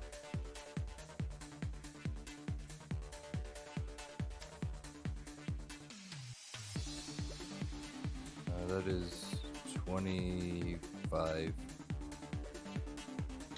You watch Ori swing down. Actually, I'm gonna need to make another strength check in order to actually swing this axe. Because your strength is at 16 right now, and the strength parameters for the axe is 18. But you're within the realm of being able to pick it up and maybe swing it around like a kid would with a heavy, like a sledgehammer. Does 22. 22 will work. So the attack hits. Okay. You watch Ori kind of like lean backwards and with momentum swing down, and looks like it bisects him in half from head downwards. And as he goes to fall into two, you watch his body. You watch the fibers of his underbody spin back together as you see a little tiny shining ward on the back of his neck glow and disappear as he is now standing there and going, not that easy to kill me. And now you're not 20. I'm just gonna swing again. Stupid. Wait, hold on. Woo woo woo. He's at 1 HP. That was Death Ward. Oh, okay. Well, I want to see the damage. Still. Go ahead. 71. 71. That's a 1 plus 70 over his total HP. He drops dead. How do you want to do this?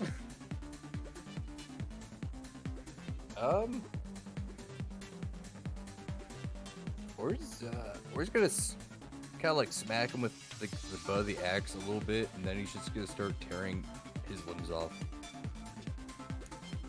Okay.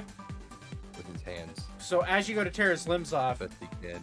you notice a green glow coming from his finger as you go to do that, and a bright bolt shoots out of it and hits you straight in the chest. I'm gonna need you to make a that would be a dexterity saving throw.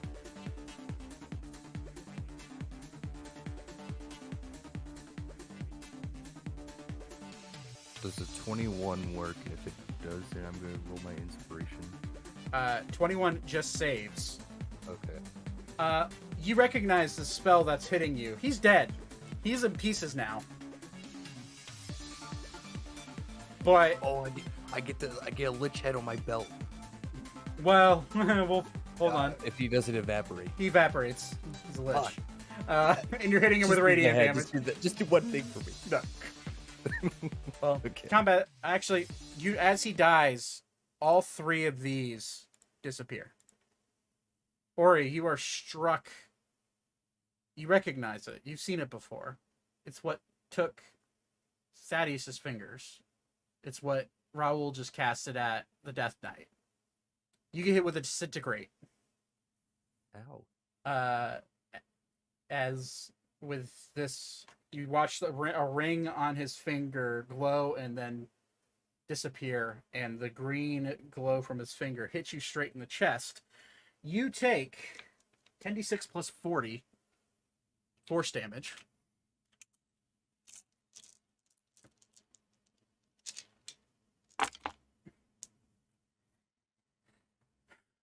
How hurt are you? 91. Okay. So you did save, so you do take half of the damage. Is it a failed save? Target takes.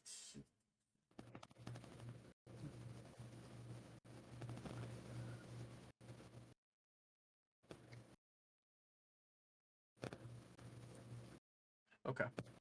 So you take half of 80, so 40 points of necrotic damage.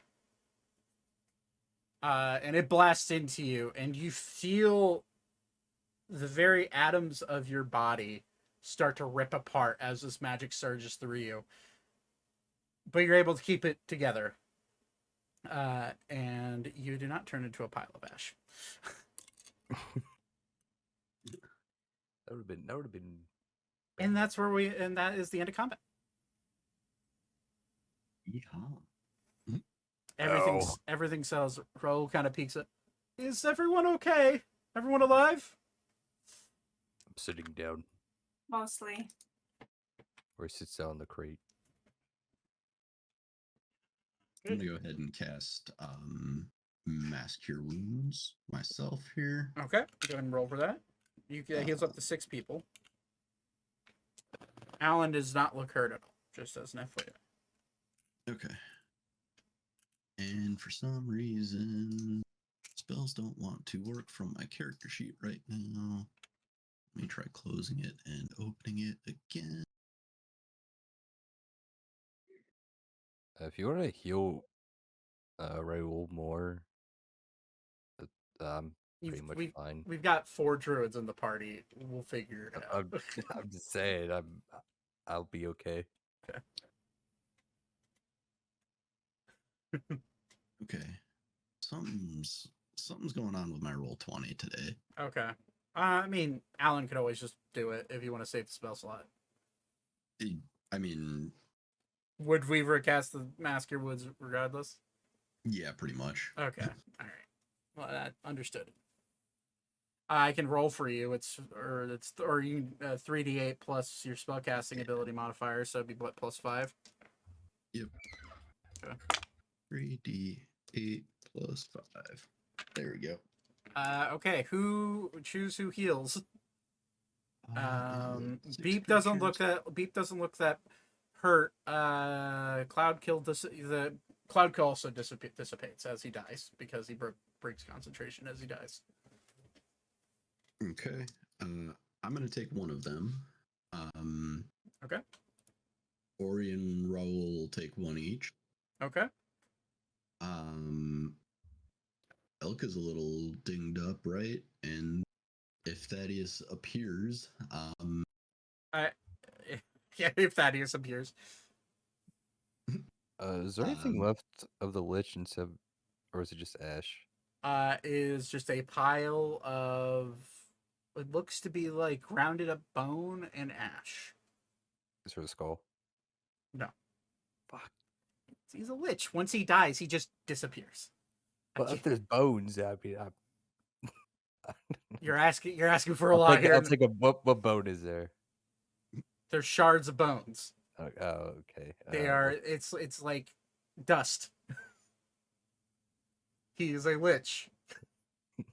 Take his dust. I'm just thinking it'd be really cool if Ori just had a Lich head Yeah, I mean, strapped to his belt. as cool as that would be, I understand that they. it's literally in their lore that once they die, they just Yeah. poof. You know. all right. So is that everybody that's been injured? Did Zane healing? Yeah, I can use a Okay. little. Okay. Then yeah, go ahead and take the last of the 19. Right. So that would be 1, 2, 3, 4, 5, 6. Yep. There you go. Raul will step forward. I don't know who the fuck that was. Have you ever Seem to seen know him you. before? Yeah, I saw that. Okay, Goes to an asshole. so I have an undead lich coming after me. You do realize he's probably gonna come back. Ugh. But he died. Yeah, liches are. Yeah, make an intelligence check. Actually, we'll go with Arcana. Go with Arcana check. I nat 20. Nat 20. You would know that liches tend to not stay dead. Particularly liches that are looked to be higher power. Anytime a lich has the ability, generally liches are measured by their abilities to cast higher level spells and use power words. And you would know that the fact that he used 2 power words in this fight alone would mean he's probably a high level lich, and you know that he'd probably have a the thing that brings him back to life that Zach's brain is blinking on. It starts with a P. Phylactery. Yep, that one. A phylactery. Yeah, you would know that more than likely this lich has a phylactery, which is a device that brings lich back to life, and hence why so many arcane users, specifically wizards and sorcerers, strive for lichdom at the ends of their lives, so that way they can extend their lives. Oh, he's just gonna respawn. Essentially, yeah. Fucking spawn camping. Alara's just like dancing around, like pretending she's still like swatting around her flame blade, and she's just gonna be like, and then we'll kick his ass again.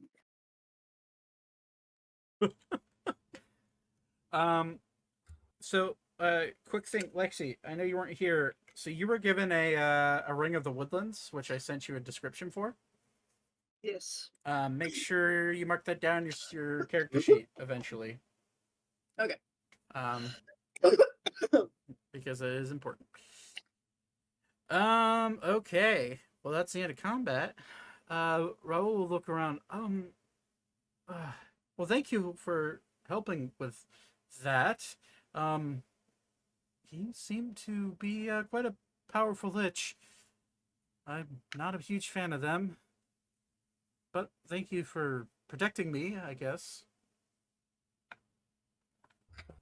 Yeah, you owe us. I'm pretty sure me holding onto all of your magical items from Elkas and Archer is plenty enough to pay you back for helping me out with this. You Yeah. got any cheese? Yes, but that was I'm predetermined. very hungry. I do have cheese, in fact.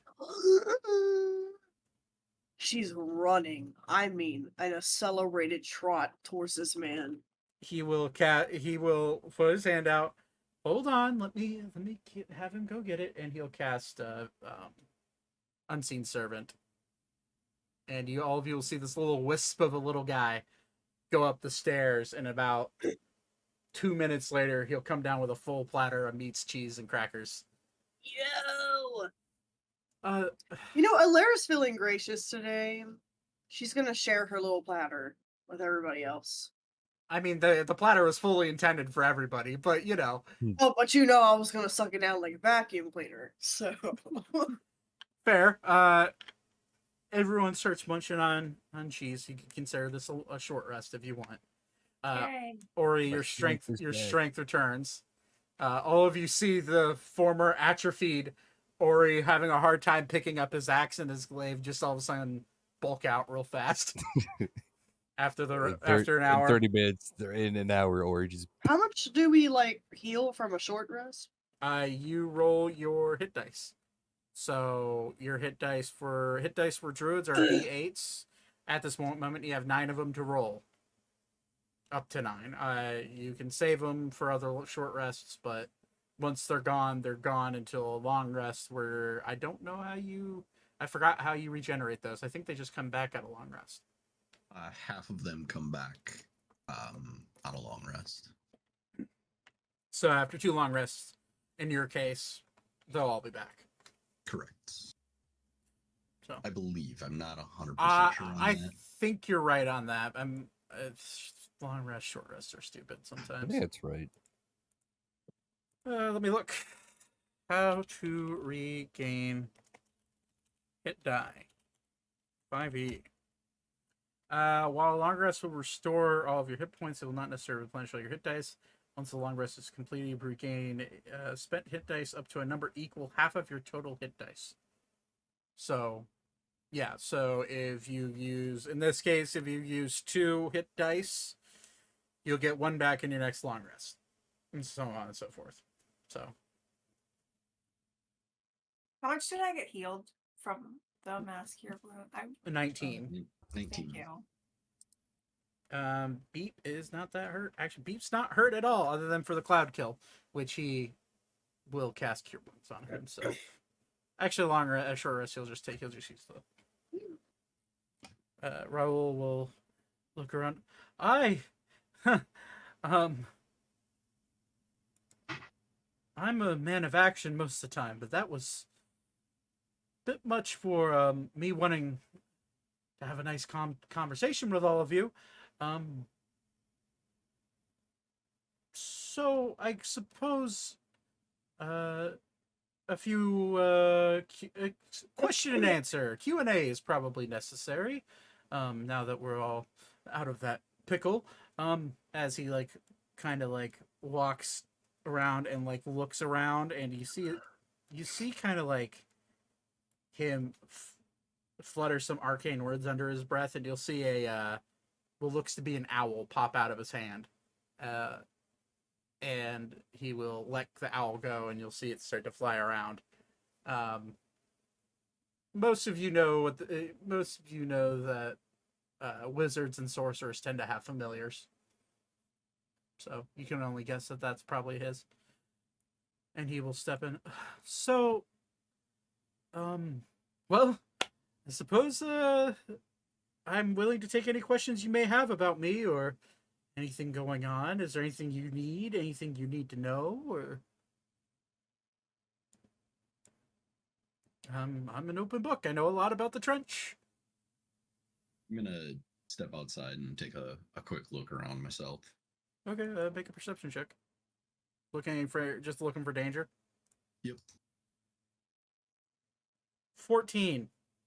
Jeez, I've rolled like ass tonight. It's you look around. It's at this point it's pitch black out. It's dark. And you look around. You don't see any enemies. You do see an owl, a snow white owl, flying around. That you would have spotted him conjuring. But other than that, no, you don't really see anything of note. Raul will walk up. I suppose as a thanks, and he will wave his hand, and the unseen servant will then go and grab what looks to be a crate and bring it and put it in front of him. How's 8 greater healing potions sound? As a thanks for helping me out in this endeavor. It's pretty good. Okay. None. And he'll put all 8 out on the counter, and the unseen servant will carry the crate filled with other things back and put it up on a shelf. So, the other thing your uncles, and he'll look at you, Elka, told me is, you were looking for a stone. Am I correct? Yes. The thing. Pretend I know what the name is. Accordion. The chloroform. The chloroform. She's literally gonna say that. Zane, you drop dead as he casts power word kill on you. She has a 13 intelligence. She's gonna call it the chloroform. Right. The what? That's what. And then she's gonna look around like that's what it's called, right? Alan will look at him. I think it's called a cordeorum, but Oh, that. You almost Yeah. had it, right? close Yeah, enough. yeah, I get it.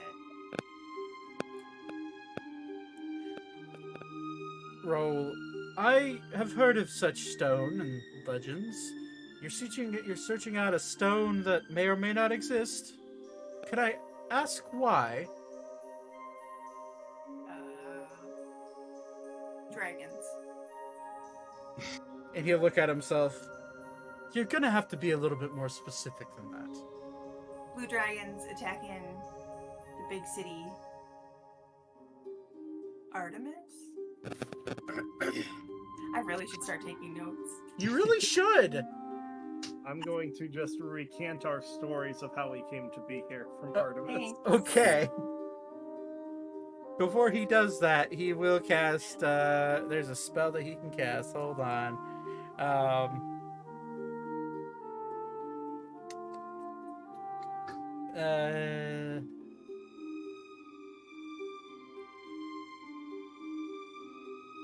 It is actually it's a Zach Browning original spell. He will cast Glyph of Sound Warding on the room, and all of a sudden he'll say, that's better. Everything you say in here should stay in these walls. And as you retell the tale, so the head librarian, or the royal librarian in Artemis, is in a comatose state. The king of Sylvania is missing an arm. And not anymore. But yeah, go on. And Artemis is destroyed. Quite. And it was destroyed by blue dragons, you say? Yes. That's strange. Blue dragons... Also, Estinian Wormblood was there, but that's a whole other story. Estinian, what now? I believe they call them dragoons. He's gonna make a history check to see if he knows what the fuck you're talking about, because that's... I don't think he knows, actually. What is his history? Oh, well, his history is pretty damn good. Hold on. And he will himself stomp up the stairs real quick and take about 30 seconds, and he'll come back down, and with a book in his hand, let's say, Dragoons! And he'll put it down, and it'll be a book that has no label. And as he opens it, you will see diagrams and drawn illustrations of very similar armor as to what the Dragoon was wearing. I've heard of these warriors. They're warriors of old. They used to be protectors of, well, all of the continents here in Ammriel. They were thought to have been... Their kind have not been around since the fracture. In fact, they were some of the frontline soldiers during the fracture. They fought off the dragons that were, well, basically let loose on the land by the gods. And you're saying you met one? Indeed. We almost killed him. He was a bit of a lummox. Now tell me, what color was his armor? What color was his armor, Zach? It was blue. Blue? Blue. So he was a dragoon wearing blue dragoon armor, Riding a blue dragon. riding a blue dragon. That's beyond my knowledge. I've heard of them. This... I don't even remember where this book came from. It came across my shop a while ago. It piqued my interest because of, me being a dragonborn and all, and, fascinating that humans and elves and all sorts of other races would don armor similar to dragons and try to become us, I thought. But... Interesting. What was he like? Was he... He was a dick. Did he use magic? Did he use... He could jump very high. Jump very high. And not like in the human sense or like anybody like us, like higher than a jump spell would allow you to proceed into the air. He'll just kind of cross his arms and look.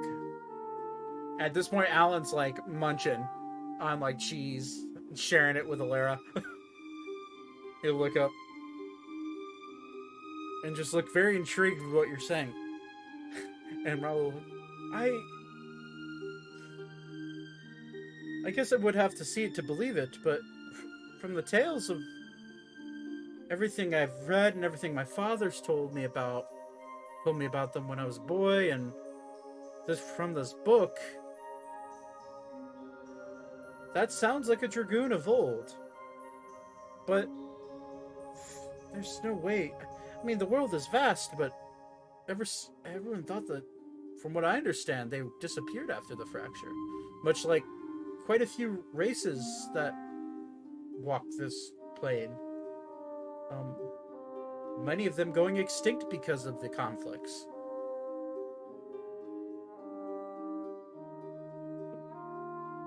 Huh. Well, I suppose, getting back on track, if you're looking for a stone of old such as a Cordeorum,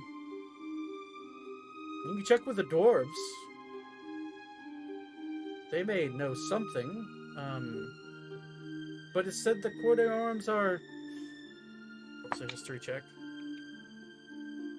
He rolls a 29, so he recalls an account of knowing everything about Cordeorums. from old tales that I've read, apparently they were gifted to the Dwarven Lords after the fracture. So, I mean, maybe the dwarves will know about it in the mountains, but they rarely come down. And if they do, they're not very much ones for talking. You will find a few of them throughout Ron, but they're generally just the common folk, working the mines and coming to town for a quick drink. But their tunnel systems are vast throughout the trench.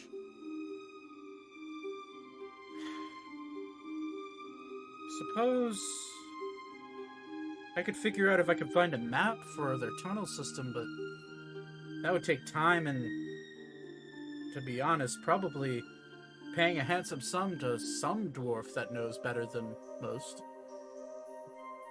But if you could make it through their tunnel system, you could make it to their keep. Arandur is the name of it. It's hidden within the mountains. The exact which mountains Zach is looking. That's right.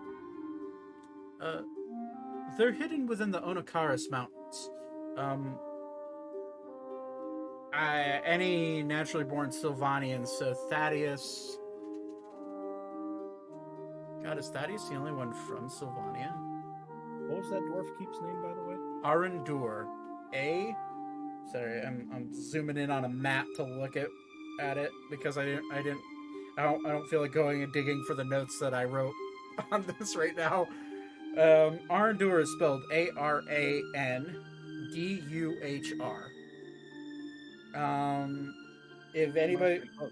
If anybody wants to do a history check on Arandur, I can pull up my notes, I suppose. I didn't think the combat would... I thought the combat would last this entire session. You were wrong.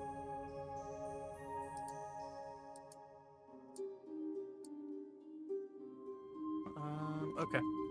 So, if anybody wants to roll a history check on Arandur, you certainly can. Can try, I suppose. Corgan, you made notes but didn't bring them to class? 24. 24. Okay, Zane, yeah, you're a well-studied, well-versed little shit. I'm a big shit currently, but you know. Oh, that drops, Alan. That dropped about an hour ago when you guys started taking a long rest or short rest.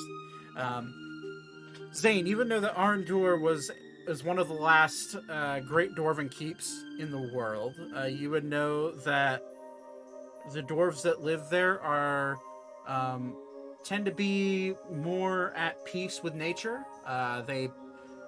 You would know that their keep is both subterranean and exists within the mountain cliffs, where a lot of dwellings are actually mountainside. And you would know that they tend to stick to themselves, and they're a hardy people that just kind of wants to be left alone. You would know that the elves of old screwed them over prior to the fracture, stealing vast amounts of gold and other precious metals from their mines and taking it for themselves, specifically mithril and adamantine. And you would also know that the current leader has my notes load because, of course, they're taking forever. You would know that the current king or lord under the mountain... Actually, you would know that Arandur is an oligarchy. So you would know that it is ruled by multiple wealthy dwarves that live within the mountain. You would also know that in order to get to Arandur, you would either have to somehow drop out of the sky and land on one of the many terraced balconies that come out of the mountain, or you would have to crawl through miles upon miles of tunnel systems in order to get to the city proper. You would also know that most of those tunnels are very maze-like, and that it would take, on foot, would take quite a long time to traverse. However, you would also know that you have a Minotaur with you that specializes in navigating labyrinths. And what else? I literally just have History of Ammriel as a giant document here, so give me one moment.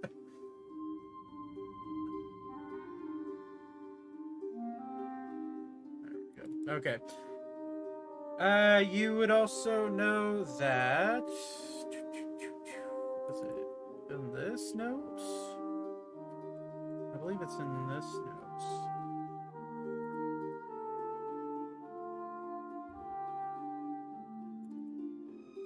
Stuff.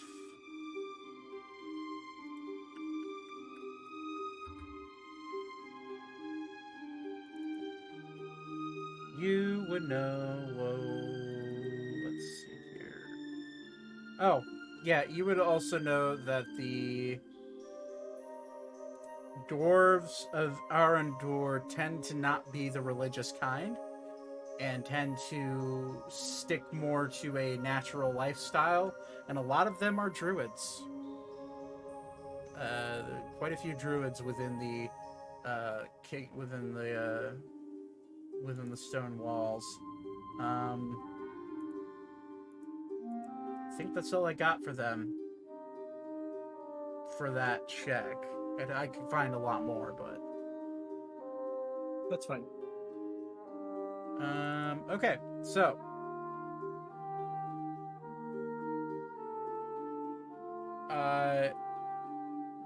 Raul will look at all of you. I can guide you to many entrances to their caverns.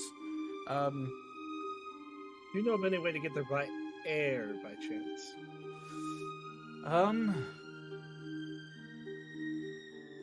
Suppose you could try to jump out of an airship, but they don't accommodate airships landing.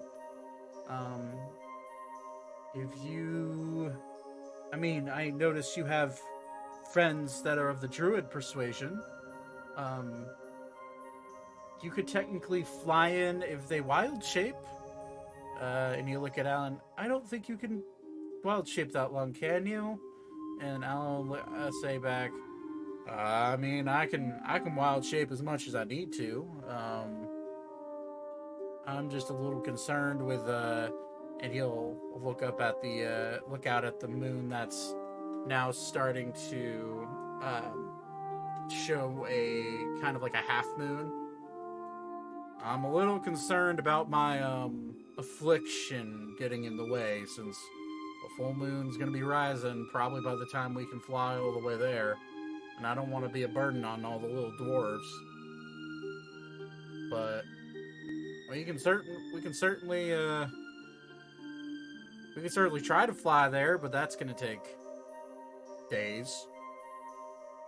And Raul, yeah, no one quite actually knows the exact location within the mountains of where Arendur is, because it's quite expertly hidden from the sky. But if you know, you know. So I suppose I can start gathering information to see if anybody will spill the location of it from the sky. But, I mean, even flying, carrying all of you, and he'll kind of like look over at Ori, could take some time. And flying by airship or sky or any magical means like that may be perilous. And to be blunt, I don't know how the dwarves will react seeing a giant airship flying through the sky coming towards their hidden keep. So you have a few options. The caverns are deadly, and the air is probably deadly. But if you're looking for a corridor, the closest your closest best bet is going to be Arendur. I mean, I suppose I could send you as far as Valencia if you wanted to try there eventually. think we want to try our chances here, Well, preferably. I understand that, but I think the next... Where's my internet on my phone? I'm trying to grab... Unless you think Valencia would have one easier to find. Well, let me... Our Wi-Fi is being slow as shit. I was trying to grab, it, like, quit letting me load the map. What the... There we go, there.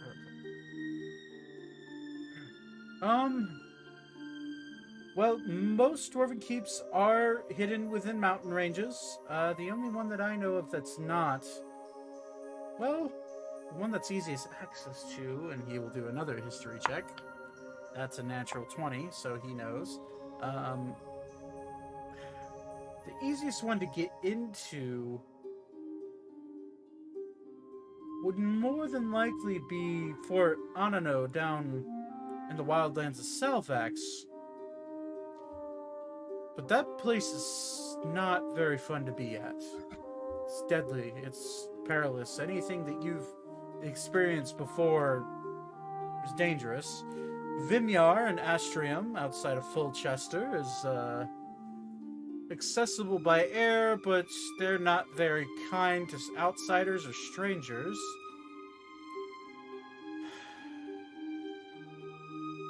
I suppose the Ice Kingdom of, what is that place in, just south of Lake Veritas in Sylvania?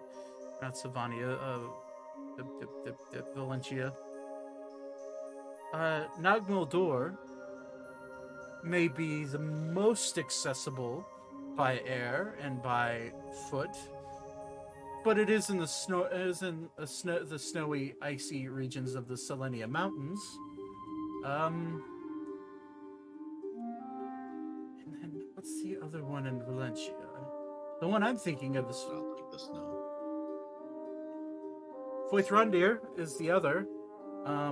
They're nicer to outsiders, but they're very inaccessible by air. And they live in more dry climates.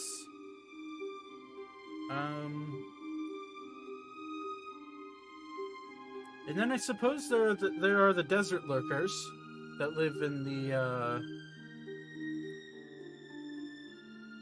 the Hunt Bell Mountains. And Weaver, your ears immediately perk up when you hear that. The Dwarven Kingdom of Tungstead. This In the one's from the Sabathan Desert. Oh, you'd be going back home then, because the Hunt Bell Mountains are in the northern mountain range of the Sabbath Desert. This one would prefer not to go there. You have a few options. I understand that, but you do have a few options. Another small dwarven colony that lives outside the mountains actually lives in the what is the name of this mountain range? Oh yeah. They also there's some that live in Ushar. They don't live in the mountains, they live outside the mountains. In Ubin Falls, in the Stelsano Mountains, they're more of a cliff and forest dwelling tribe. They're a little bit more, how do I say, brutal in the methods. They're more religious zealot types that tend to not really like any outsiders that don't practice their religious beliefs. And those are the only ones I can think of. Dwarves are, they're a hardy bunch, but they really are secluded to mostly big cities and their keeps nowadays. So, Arndu is the closest. I can personally teleport all of you to Valencia in in Aurora, the capital city there. I suppose I could probably get you down to Flat Rock in Astria. Everywhere else would be kind of a toss-up.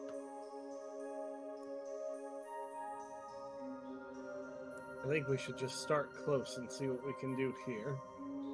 We're kind of on a need to get this done as quick as possible. This one agrees. I agree. We don't really have a lot of time to be jumping around the whole world. Can I say hopping around the world? Sorry. Okay.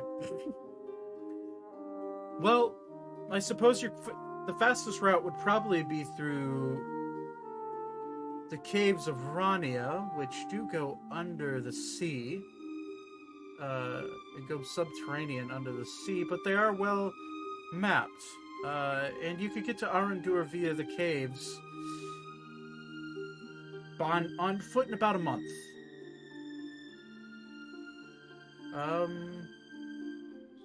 You could go for a more direct access tunnel farther north, but those are unmapped and far more dangerous. Chances are you'll be dealing with all sorts of creatures, undead perhaps, maybe even dwarves that don't really take kindly to a group of strangers wandering through their tunnels. I also can't speak for the structural integrity of those tunnels. But if you traveled north about 5 to 6 days, via Dunebounder, and then entered one of the northern tunnels, and released your Dunebounders from there, since most of those creatures will not go underground. The walk would probably take about 2 weeks, assuming you pick the right paths and go down the right tunnels. But that's the danger of going there. Is that it is, to my knowledge, uncharted. Or if you can figure out some harebrained way to fly there, as the crow flies, flying through the trench, dealing with updrafts and downdrafts from a flying creature, and assuming that you're gonna have to stop and take breaks every hour or so.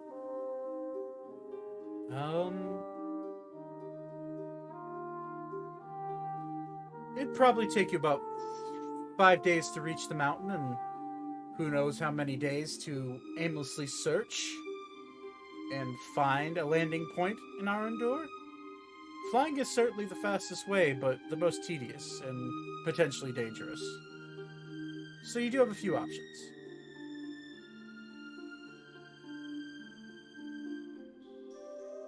Suppose I could get you... And then he starts to well, I could teleport you, not to Arandur, but to a town outside of it, that's at the base of the mountains. If that would be easier.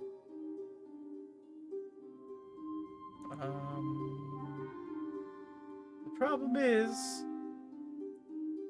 the people of Woodhurst are not very kind to strangers, so you'd have to be in and out pretty quickly. But I know that place very well, and I could teleport all of you tomorrow morning, as early as tomorrow morning if you want.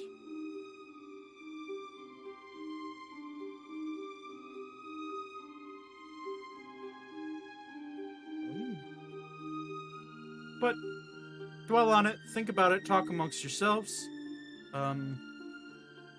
If you're already staying at the inn, I suggest going there. I have beds here, but not enough for everybody. But I'm more than willing to take you where you need to go. Well, as close as I can get. I suppose I could try to teleport directly to Arandur, but the chances of that happening are pretty slim to none. Magic being as it is, a random teleportation could either end in great success or I could accidentally teleport us into the stone of the mountain, instantly killing us all.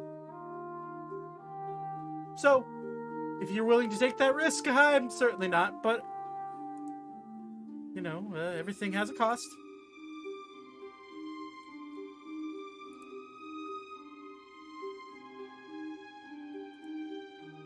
Well, all of you look tired, so why don't you think on it, and, if you want me to teleport you somewhere, meet me here tomorrow morning, before I open.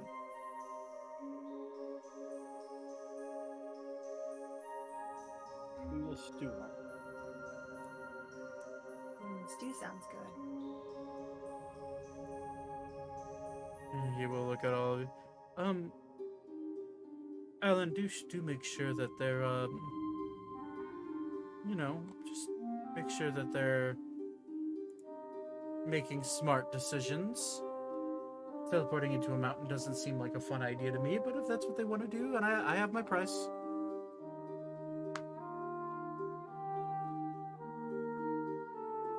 And Alan will kind of like look. Oh, what? Alan's like nodding off because at this point it is getting late. He'll look at hey, we should make the right decision, all right? Raul, you have a good night, all right? He's gonna get up and he's gonna start walking out and going to the inn. Do all of you follow? Yes. Or you fell asleep. Raul will see that. Walk after him. Raul will see that. Hey, Ori, and he will like go to like shake you up, shake to wake you up. Jesus. What's his AC? What's his AC? 18.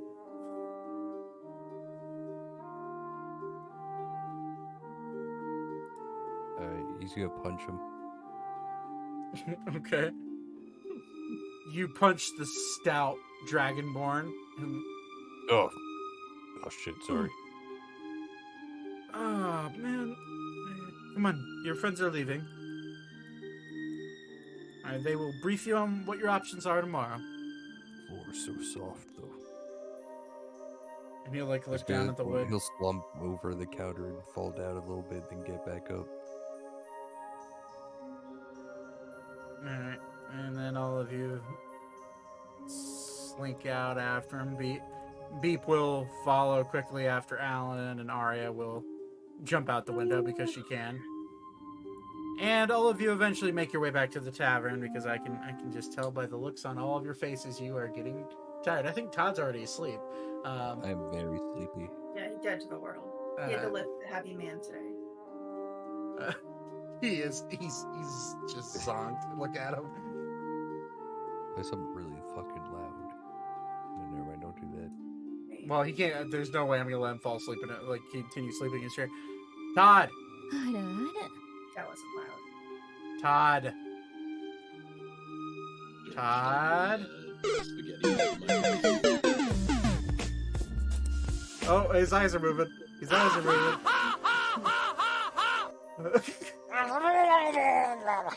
Do a barrel roll. Nani? You're lying. I never hit you. You are tearing me apart. It's over 9,000! What's your point, person within fireball distance? Okay, I think we got him stir a little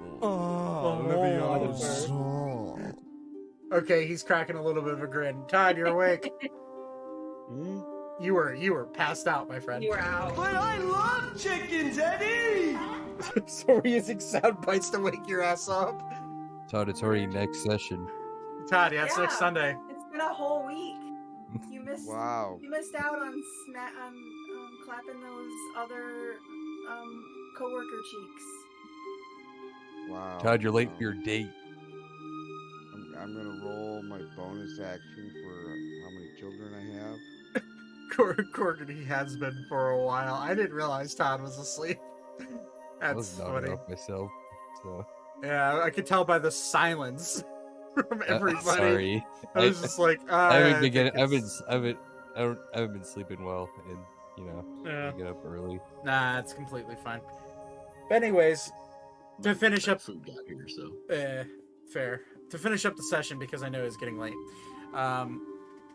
You guys head back to the inn, crawl into your rooms, thinking about the options put in front of you, whether to take the long route and take around a month to travel to Arandur, or go by foot and take about 2 weeks to travel by foot, or go via teleportation, taking a risk going straight to Arandur, going to the towns near it, or finding a way to fly from where you're at to the Dwarven Keep to try to ask around and find any sort of information you can on the Corday. But as visions of shriveled up liches dance in your head, Elka having cast spells with proficiency for the first time in your life, a bit of an excited aura on your brain comes to life, also realizing that you probably just narrowly avoided death. Yeah, that too. That was minor details. That was close. But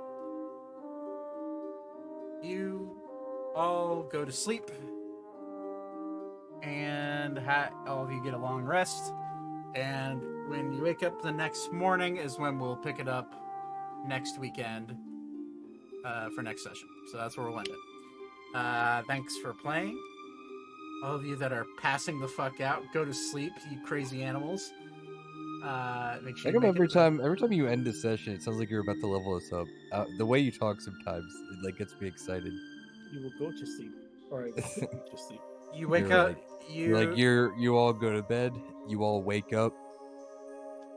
That's You're it. now level Wait. 10. Well, You just wake up. Congrats, you're alive another day. Congratulations, you woke up. you all wake up, and all of you are now level 10. Are you for real? I'm being dead serious. Oh Okay, shit, my cool. bad. You're actually serious that time. It's like I'm serious though. It's like every time. It was either going to be this You session or end next it. session, so I rolled a high or low, and I chose low, and I rolled a Okay. low. So all of you are now go. level 10. Congratulations. Yay. What do I get? Okay, so I am going to bother all of you to roll for HP real quick. Okay, I'll do that. I will roll for beat, I suppose. Oh shit, I gotta open my thing again. Sorry. Oh, Or I mean, party it's rock, fine. yeah. Reroll It's ones. fine, Reroll ones. okay. Yeah, you reroll ones on level ups. Oh, that works. 8 for Beep as well. My hit die. D8.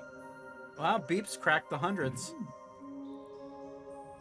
4 plus 4. We get our 8. Hey, I'm 100. That would have been so fucking useful this combat. I actually gotta get my book so I can see what I get. Beep's now at 107 HP as a bard. That's fucking wild. Hey, I rolled a 10. That's 15 more health. Hey.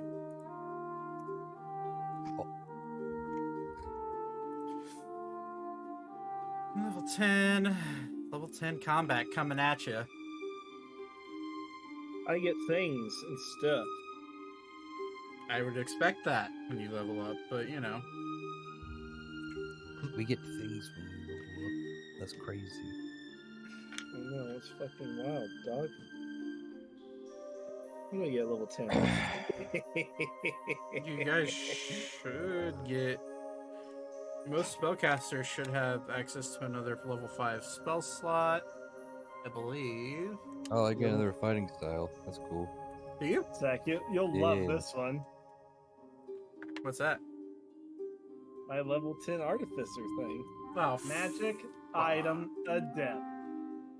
Oh, God. rip. Oh no! What's I that know mean? exactly what that is. God damn. I have achieved a profound understanding of how to use and make magic items. I can now attune up to 4 magic items at once. If I craft a magic item with a rarity of common or uncommon, it takes me less time. Yep, you get another attunement slot. Yep. Which is basically him- just giving you the license to add broken shit to your build. Just give him a mech. Just give him a mech. Just let it happen. No. Just let him do armored core. When are we starting the Baldur's Gate 3 stream? When are we starting the 2 BG3? p.m. tomorrow. 2 p.m. What Central? time? Yeah, Central Time. 2 p.m. Okay. Central. So 3 p.m. Eastern, 2 p.m. Central, and that would be what? 12 o'clock Pacific. So. Who else I got to roll for? I got to roll for Arya. I'll roll for her. Yeah, I don't feel like leveling. A lot shorter than I expected, but cool. Yeah, we'll be going for a while, I think. Yeah. At least I think that's the plan.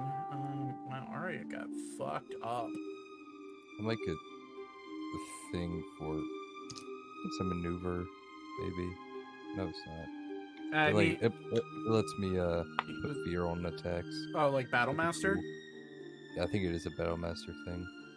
Yeah, that'd be fun. Wow. Okay, so Arya rolled a 4. That sucks, but is what it is. Alright, do I get more spell slot? And then I could get blind fighting. That'd be good too. I gain a. you know who else levels up with you guys? I gain 2 infusions, 2 more new infusions, and I gain a cantrip. Which is fucking nice. So look what I got for cantrips. So the other person who levels up with you guys is Ander. Yep. He's technically my DM player character, but he's not with you guys right now. So he levels up with you guys. He's just hanging out on the ship and he gets stronger. What happened? Yeah. Oh, he just rolled a 12 on his dice. Yo. So that's holy shit. You guys care to take a gander at how much HP a level now a level 11 barbarian, he's one level above you guys, has? 12 plus 5 is a 17. Ish. He has 194 HP at level 11. Damn. Oh, I get 2 more from my thing. Yep. I almost forgot about that. Hey, four's not a bad roll for HP. It is out of a 10. Oh, okay, it's below average. Sorry. What do druids get at level 10? I think just the spell slots. I haven't actually gotten that far yet. You may have a druid like Oh, Druid Circle feature, yeah. which is a fun one for me. I have 161 HP. Getting bulky. I'm goofy. I think Try to pick up that? Maybe. I think I now know what my favorite my favorite monster is to fight against Ori.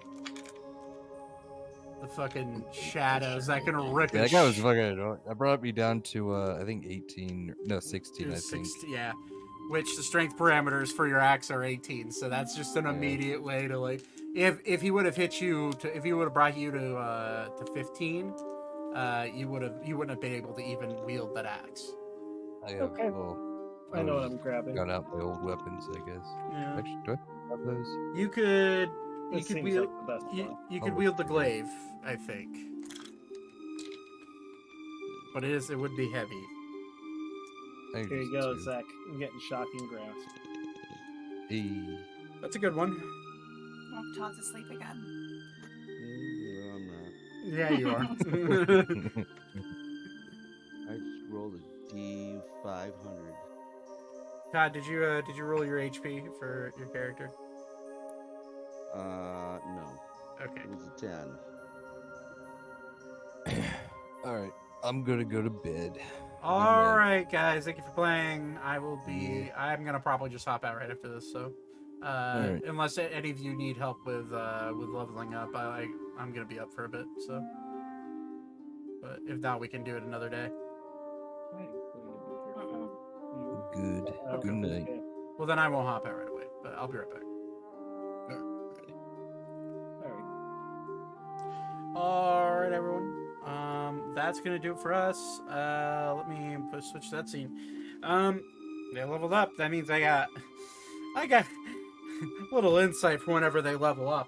I have a lot of shit I got to do when they level up. I have to update character cards. I have to update my own notes of what level they are. I have to help them update their character sheets.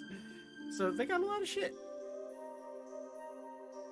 So they got a lot of shit going on in their character sheets. Like, I'm just looking at Anders like, oh my god.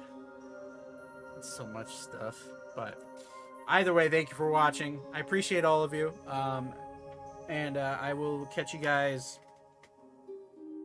next week, Sunday. And then it's up in the air if the weekend after that we'll be having a session. I'm going to be, myself, Lexi, and Austin are all going to be together. So, we'll see. Hopefully we'll be able to get back in time that Sunday afternoon. So I'll keep you guys updated on Twitter and whatnot for that. And if you're watching this on YouTube, go ahead and hit that subscribe button. It doesn't hurt.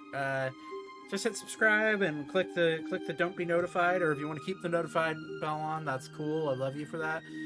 But I understand if I never turn on notifications for YouTube, so I don't expect you to do the same, or I don't expect you to do different, I should say. So, anywho, thanks for watching. Catch you guys next Sunday with another episode, and we'll see what decisions they make and where they're going to be going next. So, peace out.